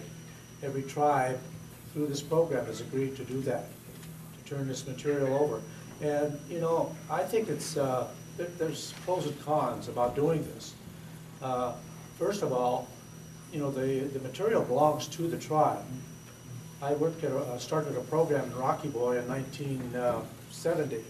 I started a language program, a curriculum program there, and we wrestled with the federal government over copyright. We were recording stories, writing stories, producing books, producing the most extensive bibliography that's ever been done on that tribe. And we wrestled with the federal government because they said, it's federal money, you have to copyright and name the federal government. We said, oh no, no, no. That belongs to the tribe. The language does not belong to the federal government.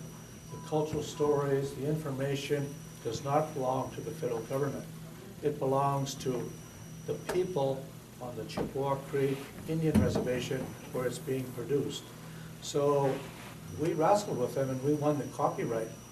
So everything that we produced at Rocky Boy, language and cultural curriculum, booklets, stories, recordings, etc., was all copyrighted. And the state has agreed to do that with the tribes here in Montana. The copyright issue belongs, you know, to the tribes, which is great. I want to go through, you know, it's quite an extensive program, and it would take us all afternoon or a day to give you an orientation to the project. but I want to talk about some of the deliverables and just kind of hit on what we intend to do. We had listed 16 deliverables, and number one is we are conducting a language survey, a tribal language survey. And Mr. Verlin said, and Mrs. Kienenberger, you know, our tribe spoke different language. I happen to be, and don't throw me out, happen to be enrolled on the Blackfeet Reservation. My mother was Cree and Blackfeet. My dad was a Little Shell. So, and I have, if the tribal members see my enrollment on the Blackfeet Reservation and the smidge that I have, they'll throw me out. They say, you got more Chippewa Cree blood than you do Blackfeet. How come you're enrolled here, you know? But it's a long story about how the Chippewa Cree got enrolled on that reservation when the tribe set aside part of the reservation out of Bath, Montana, where a lot of us Chippewa Cree people come from. But anyhow, we're conducting a language survey to find out who the speakers are, how many speakers there are within the Little Shell. We intend to put this language survey on the internet. Hopefully we'll get it up next week. And we want to encourage everybody. So if you have any out-of-state relatives, let them know it's important to fill out this survey. We told the state we'd give them baseline data of how many Chippewa speakers there are, how many Cree speakers there are, how many Michif speakers there are in the tribe. And then, of course, how many don't speak any language. But when I first read about the program, I was kind of shocked and had to laugh. The government has spent hundreds of years trying to stamp out our languages, punishing us for speaking languages of our ancestors in schools, and you know, making us do mean things like kneeling on a willow or something like that. Get your legs hurt as part of the punishment for speaking a language. But you know, it's survived. And I did a language survey in 1990 with regard to the number of tribal languages, and you'll be shocked at the number of tribes that are just hanging on by a thread from losing their language. So, you know, we're interested in trying to restore these languages, and we're doing a number of things, a number of complex, integrated academic type things to gather the material, put a program together so we can teach our children the language, they want to learn the language, and the adults, bring it back to adults. When I was at Rocky Boy as the superintendent of schools there, I started the language program with the adults. And we had a number of adults that came into the beginning language program. In addition to that, we had a number of non-Indian people that were interested in learning. Drove out from Havre, Montana, and Box Elder to our program in the evenings where they could learn the language. But so anyhow, it's important that we fill out this survey because this is one of the deliverables we want to give to the state, letting them know how many speakers we have, which languages our people spoke. Now, I say it's important because, you know, Ojibwe, Chippewa, Cree, Michif. Michif is a mixture of French and whatnot with the other Indian languages. So, and there are some adults in there who know much more about it than I do. One of the things before I do go on, we did employ two people from the tribe that has some research experience. They do a lot of research and paperwork, and that's Mr. Roger Selway, who is here with us today, and I don't see Pat Mackey, but she is also there conducting research. I think, Roger, you're doing yours on Cree, right? Right. Yeah, Mr. Selway's doing his on Cree, and Pat Mackey's doing Chippewa, and Mr. Verlin, I think, is doing most of the Michif, right? And Pat is doing some, I think, also. And we intend to hire 2 more researchers, part-time. I'm finishing up the job description. We'll have an ad out, and we will pay the person to work 4 hours a day, 5 days a week, $12 per hour. So we'll get that ad out as soon as possible, put it on the website, Little Shell website, and then also, if you folks would spread the word, we're looking to hire 2 more adults within the next couple of weeks. Okay, besides the language survey, we want, yes, Ben? I just wanted everybody to know, and we need to put this in there, that everyone that's under this language program are not employees. So when he's saying hiring, he's talking about hiring as subcontractors. Right. So you're not expecting to get a check from me with payroll taxes being withheld. It's all on each individual as a Right. contractor. It's more or less on a kind of individual consultant basis. Yeah. That's what they're hired as. And they're not tribal employees. The tribe is not paying them. The program's paying them. The program does belong to the tribe because we have to answer to the tribal council. And, the tribal people, of course. So anyhow, we intend to produce 3 booklets on the languages. We're doing all kinds of research right now on researching these 3 different languages. We intend to put 3 little booklets together on, and call them resources on the Ojibwe language on the internet. Resources on the Cree language on the internet. We're going through every kind of site we could find and listing what the website is and what the material is on the language. So anyhow, on those 3 languages. So we're going to develop a small little booklet on the history of the Little Shell languages, Michif, Chippewa, Ojibwe, and Cree. So we'll have those out. Another booklet on the best way to teach and learn a language. This is doing research among many language programs throughout the United States, colleges, universities, schools. They're all teaching native languages. And we're trying to determine what is the best way. I have my theory, but I'll reserve that. But we'll see what the research tells us. All right. Then we're going to develop some CDs and DVDs on some of the language speakers. Once we compile this survey, we'll have an idea who speaks the languages. We want to go out, and we're buying some filming equipment. We're buying some, we're calling it consumer cameras, but a student can go out and say, my grandpa is going to tell me some stories in Cree, or he's going to repeat a number of words in Michif that he knows, or tell us a story in Michif, or whatever. And the high school age student can go out, take that camera, and film them. And we want to collect all these films, put them on CDs and DVDs. We're establishing an archives at the Cultural Center.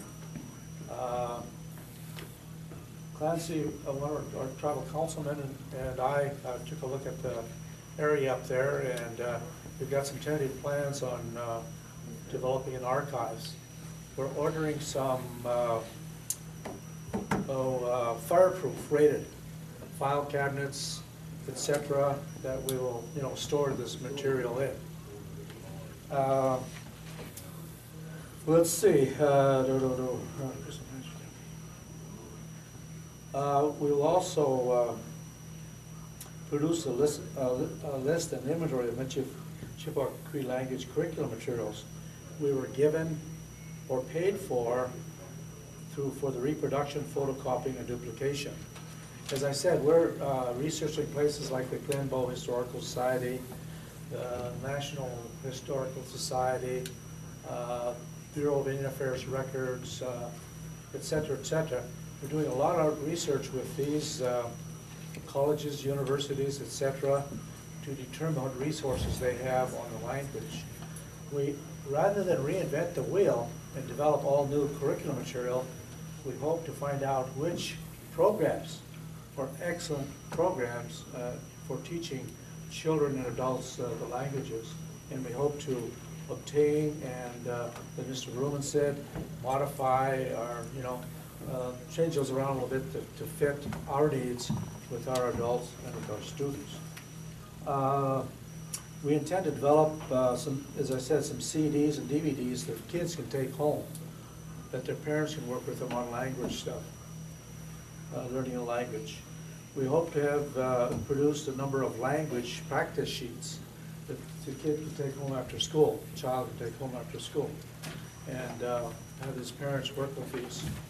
The other thing I'm doing, I have contacted, I have a lot of experience with it because I've had 24 years plus as a school superintendent at 4 different schools, and a principal, and I've taught for 5 years. But anyhow, I contacted the Impact Aid Office, the National Impact Aid Office, and I just got a list of all of the schools in Montana that have Indian children enrollments. And there are a whole slug of them here, and I'm getting them nationwide because tribal people from the tribe here are scattered throughout the United States also. And we want to try to contact some of those schools, see whether there's enrollment of these children, have them pass the survey on to their parents so it'll help with the survey. And then, of course, we're gonna have to decide on how and if we can give these materials to out-of-state people that want to teach their languages. I have more here, but do you have any questions? I don't want to take up all of your time. Yes? Have you been looking into more of a, like an online university type teaching method versus the handouts to give to the kids to take home? It might be a better look to look at online. That way, just the cost of paper alone. Right, yeah, we can put that stuff online too, right. Definitely, thanks. Also, we're working with the Gabriel Dumont Institute up in Saskatoon, and they're right now developing an app for smartphones for Mitchell specifically, that is putting all the lexicon that's been developed thus far onto that, and as well as phrases. So right from computer or from phones to be able to access that. But and then Leona, we've been talking with the Turtle Mountain Community College over in Belcourt of satellite courses in Mitchell also. Definitely. Okay, I think I'd like to wrap it up by just saying that, it's a very extensive research project and a development project to develop a curriculum, once again, for adults and students in these languages spoken by the Chippewa, Cree, Little Shell people. Any other question? The other important thing is we're going to actually go to, as Mr. Ruman said, Gabriel Dumont Institute, some of these other institutes that have done an awful lot in these languages, and visit them on site and hopefully obtain some of their materials. Either by begging for them first, and then if not, seeing if we can't photocopy them or pay for the reproduction of them. But try to save money, we'll see if they'll give us a copy. All right? Thank you very much.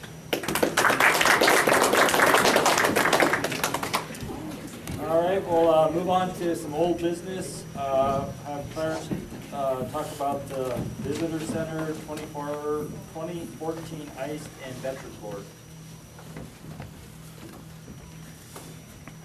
Okay, Cultural Visitor Center, the addition is on. First part of January, got all the metal on, so it is closed in.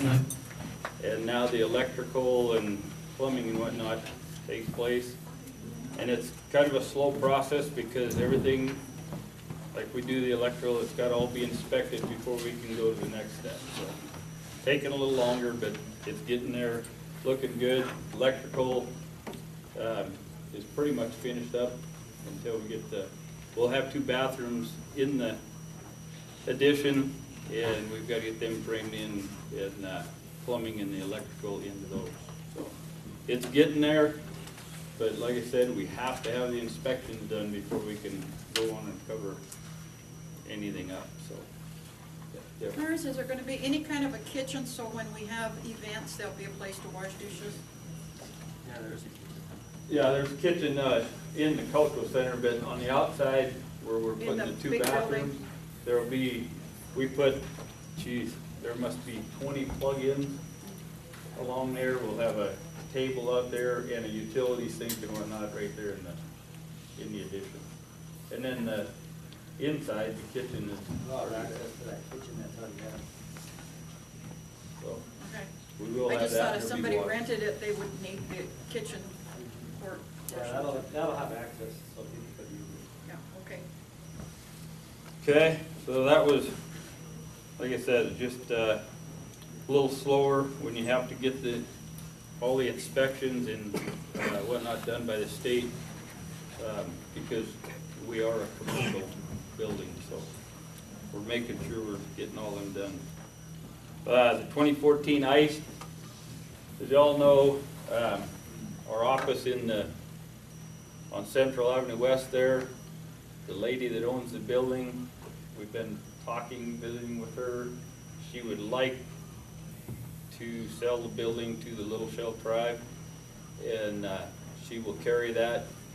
And with that, the money that we got from the land sale, if we're gonna do the 1031 exchange, we're gonna have to get some paperwork in here so that we don't have to pay taxes on that and whatnot. So we are working with her. We're just getting a little more paperwork and inspections and stuff that she has to have so that we can turn it in. The state wants to see some of that stuff. So that's where that's at. They did put off our application until they get more of this paperwork in before they make a decision. So we're waiting on that. Yeah. What sort of price tag are we working on when it comes to that property? Is what? What's the price tag looking like to be? For the office building? She's wanting $1 million. She wanted 1.3 million, and she dropped it down 0.3. So she wants 1 million for the building, and she will carry the contract. So, and right now, half of the building is rented, the other half is still empty. They're redoing the roof on the east side, I guess it is. So they're in the process of getting that done because it had some leaks up there, and then, of course, she's got to have the inspection and everything done before all that's final. We still have a lot of negotiating to go with her too. Do you know what the square footage is?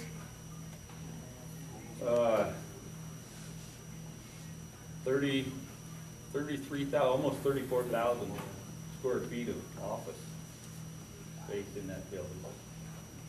It's over 33, between 33 and 34,000. Plus the parking lot. Yeah. The parking lot on each side of the building, and then there's also a lot on the other side of Central West that belongs to the property. So we are, yeah, there's a lot of negotiating left to do with her and whatnot, and getting over everything done.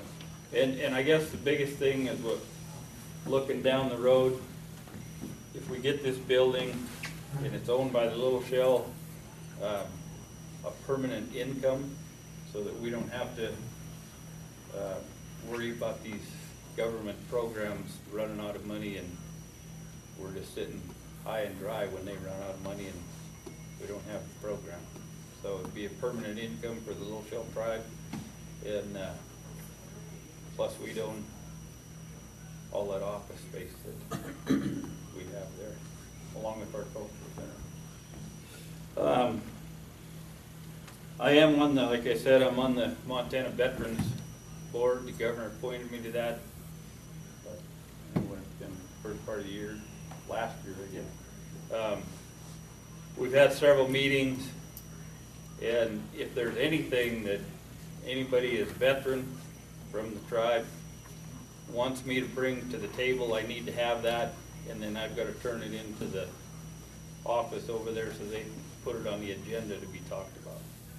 But there is a lot of programs available for veterans if you, any of you that are interested, can go through the Helena office there and they can help, like burial, all that kind of stuff. It's there and it's available, so we just need to make sure that all the members know that. Yeah. One idea that I've proposed time and time again, because I'm aide-de-camp to the National Commander-in-Chief for the VFW, and my dealings with the governor and even Senator Tester is changing the veteran waiver for the state institutions. Currently, how that waiver is set up is when we get out of the Army and we go to use our GI Bill, we still have to pay full tuition, full fees. Well, it's in state, it's still quite a bit of money. And like you heard me talk earlier, how they changed the Indian waiver, I brought up time and time again about maybe pressing them to change the veteran waiver to where the veterans are only paying fees. You know, 'cause one of the biggest things nowadays is that education for our economic opportunities. Okay, and I can ask, get that, put that on the agenda and Yeah, get 'cause feedback from them. how it's currently set up, even with our GI Bill, your GI Bill has to run out. Yeah. Before you can get that waiver, and it just, hurts a lot of guys. Even though they got the GI Bill, it's not gonna fully cover down. Well, and I know probably from when I was in active duty and now that you're there, when I was in there, I didn't pay into my GI Bill, but you guys have to, when you were in, you had to pay into your own GI Bill. Yeah, and then- for how it works is, I don't know about the new one, because I have what everyone calls the old one now, the Montgomery. We had to pay in for the first year we were in service into it, so we could receive it. Yeah. So anyway, if there's anything that anybody has, call me, send me an email, whatever, and I will take it to the Veterans Board and see if we can get an answer or get something worked on. Thank you.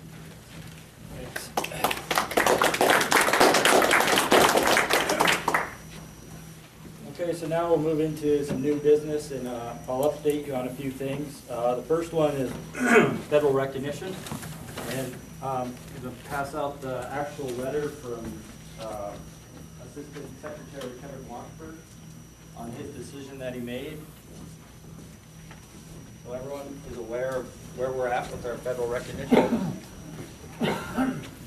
Now, I'll kind of explain it a little bit. So what happened is we had asked the Assistant Secretary through Secretary Jewell to suspend our petition while the federal regulations, acknowledgement regulations are being redone, and also reconsider our petition.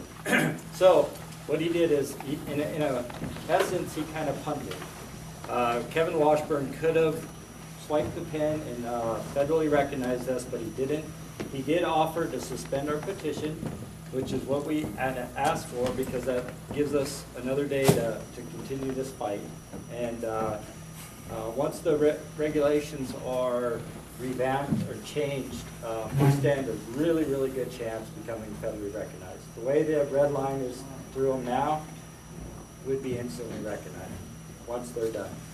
What I've heard is through Troy Woodward, our attorney, that it could take up to 4 years for the regulations to work through the process. 1 year's already gone by. They've already heard public comment. They're getting a lot of pushback from the eastern tribes, mostly Connecticut. But they're gonna, and they're really, the BIA is really moving fast and aggressive on this. They know this has to change. It's been in the works for years. So we have that. And then we also have our bills still out there, Senate side. We're pushing Danes to move our bill through a hearing, at least have that. Some good news on the Senate side is there is word that Senator Tester will be the chairman of the Indian Affairs Committee, which is a big plus for us. Cantwell has taken Bacchus's seat on the Finance Committee, so that's good. Any other question? No, I was just making the comment that Danes did introduce a bill in the House. Right, he introduced it, now he's pushing through the Natural Resource Committee, I believe it is, to have a hearing on it.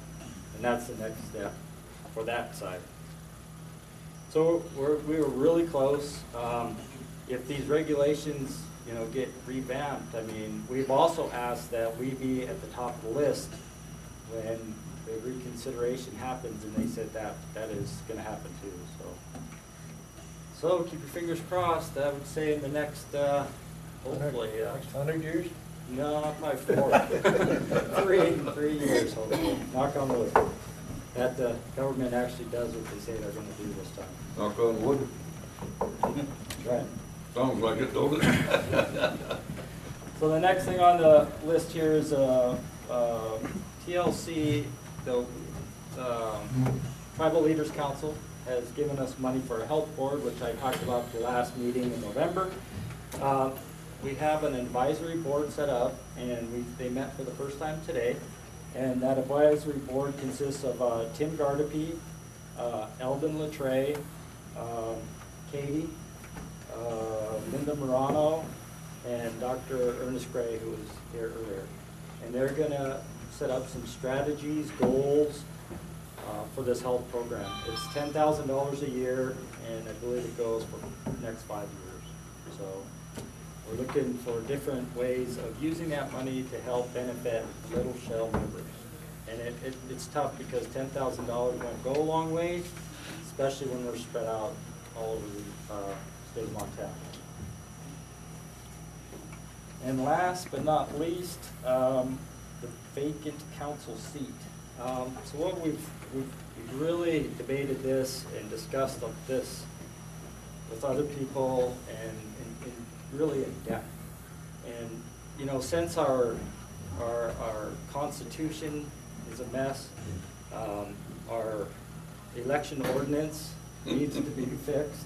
Yeah. We talked to Joe and Fran, they agreed. Carlene helped working on some policies and procedures on how to conduct an election. We're missing a big part of it, which is special elections. So what we've decided to do after a lot of discussion is we had a person really interested in, what we've got is Sean Gilbert, and we're going to have him fill the seat. It's only 8 months, and then until the next general election. And then in the meantime, we're going to have hopefully by this summer, a constitutional convention to get our Constitution fix these ordinances, and have some policies and procedures on how to conduct a Little Shell election. Yes, You say you're appointing Sean to that position? Yeah, That's, for 8 months. that's probably the best, smartest thing to do. He's a good guy. Yeah, and he's really interested Yeah. and got a good head on his And young. shoulders. Yeah. So with that, I mean, that's, kind of where we're at with that. We have a lot of work to do in getting the election procedures fixed. So, with that, any other comments? Okay, your election resolution, you said, that was a pretty hot topic. I guess it caused a lot of dissension and everything, and, looking back, it should have never happened, I guess. But is there gonna be discussion on that? Are you gonna put out a election resolution for discussion with input by the tribal elders and all that stuff? Well, I think what we'll do is we'll when we do the constitutional convention, we'll all be included in that to address the proper way to have an election for us, and it'll be all addressed in the Constitution too. Because we also need to have a judicial system. Yeah. We don't have one, Mhm. and that's really important too. So it's all got to be fixed right away. So that'll be nice. Well, you can tell Sean for me that, I'm glad it worked out for him that way. We do need some younger people, and, maybe we get Denny here involved some way, and, he's younger. Yeah, well, he's our reporter right now. Yeah. You have a question? Mine's about the financial problem that we have. I'll give you a little history first of all. I used to be an auditor for the Department of Public Health and Human Services. I also worked for MT as an accountant and a supervisor. And I currently have my own accounting business. The one thing that I said, and I put it on the Facebook thing, is that somebody on the council cannot be the accountant for the tribe. That's a serious, very serious lack of internal control. And also there's a big conflict of interest in that. And that being said, you know, it's not as though as a tribe we're limited, I can do the accounting. I wouldn't have a problem with that. I've got plenty of experience, especially in nonprofits and tribal governments, or well, governments in general, with my auditing and stuff. Yeah. For one, all through the years, the secretary treasurer has always done the books. But whether they've done it or not does not change the fact that it is an internal control problem, and obviously we've had those problems in the past with audits. And I talked to the tobacco prevention program, which of course is with MT.and, and like I said, I used to audit with them. And they're in agreement with what I've just told you. Like I said, it's a serious internal control problem, and we do have an alternative solution for it. I can do it. Well, we've never had the state say anything to us. I mean, well, you will shortly. It's in the works. Well, we support for a monthly, so. But anyways, as Are far you, as that, are you aware that that's a volunteer position that's not paid? outside of that, we also, I have a CPA that's done the taxes and gone through all the accounting. I was the CPA, so, you know, that, and that's fine if he does that, and I don't mind. Just let everybody know, I mean, it's not just me controlling it. Everybody That's gets not out an there. internal, we don't have any It's internal just control internal problem. control. And that's why, you know, like I said, I don't have a problem with that. And, you know, because I'm willing to, I want to make the tribe do the best that they can do and, you know, accomplish what we need.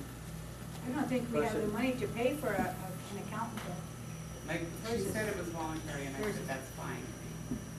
That's not a problem, because regardless of any situation at all, a board member cannot be an accountant for the tribe.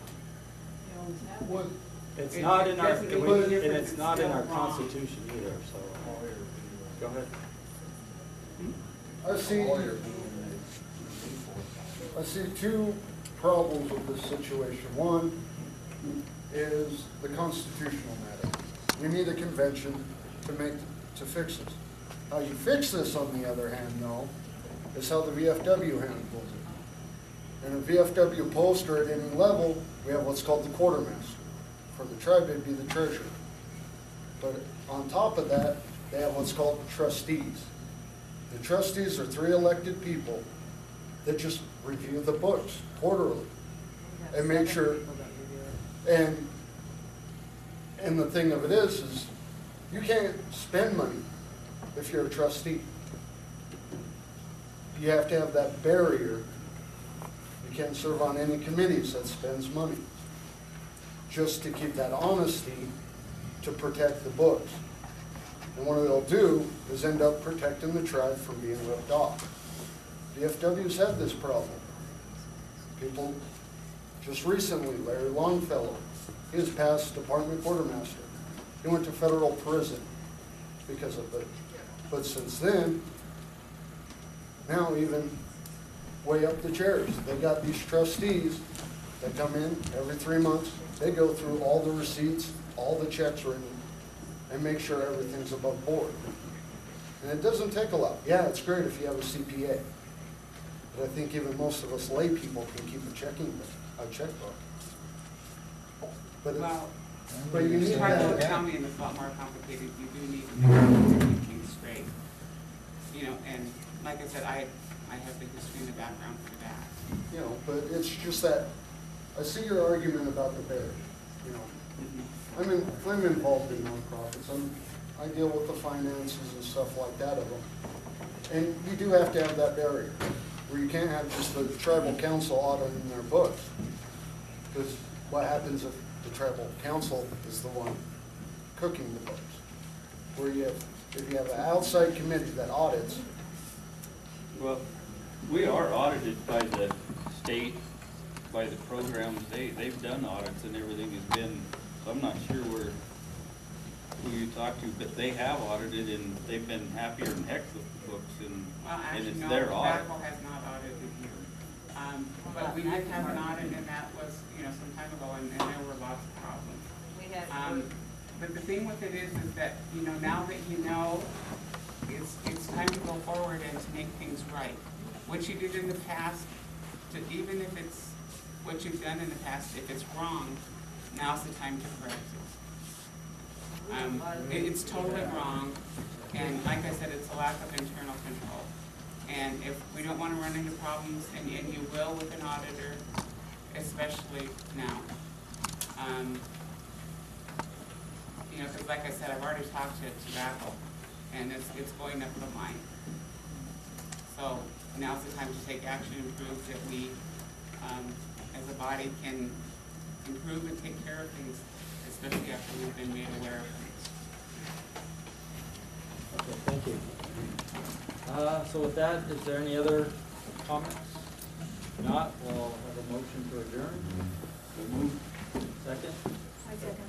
Okay, meeting's over. Thank you.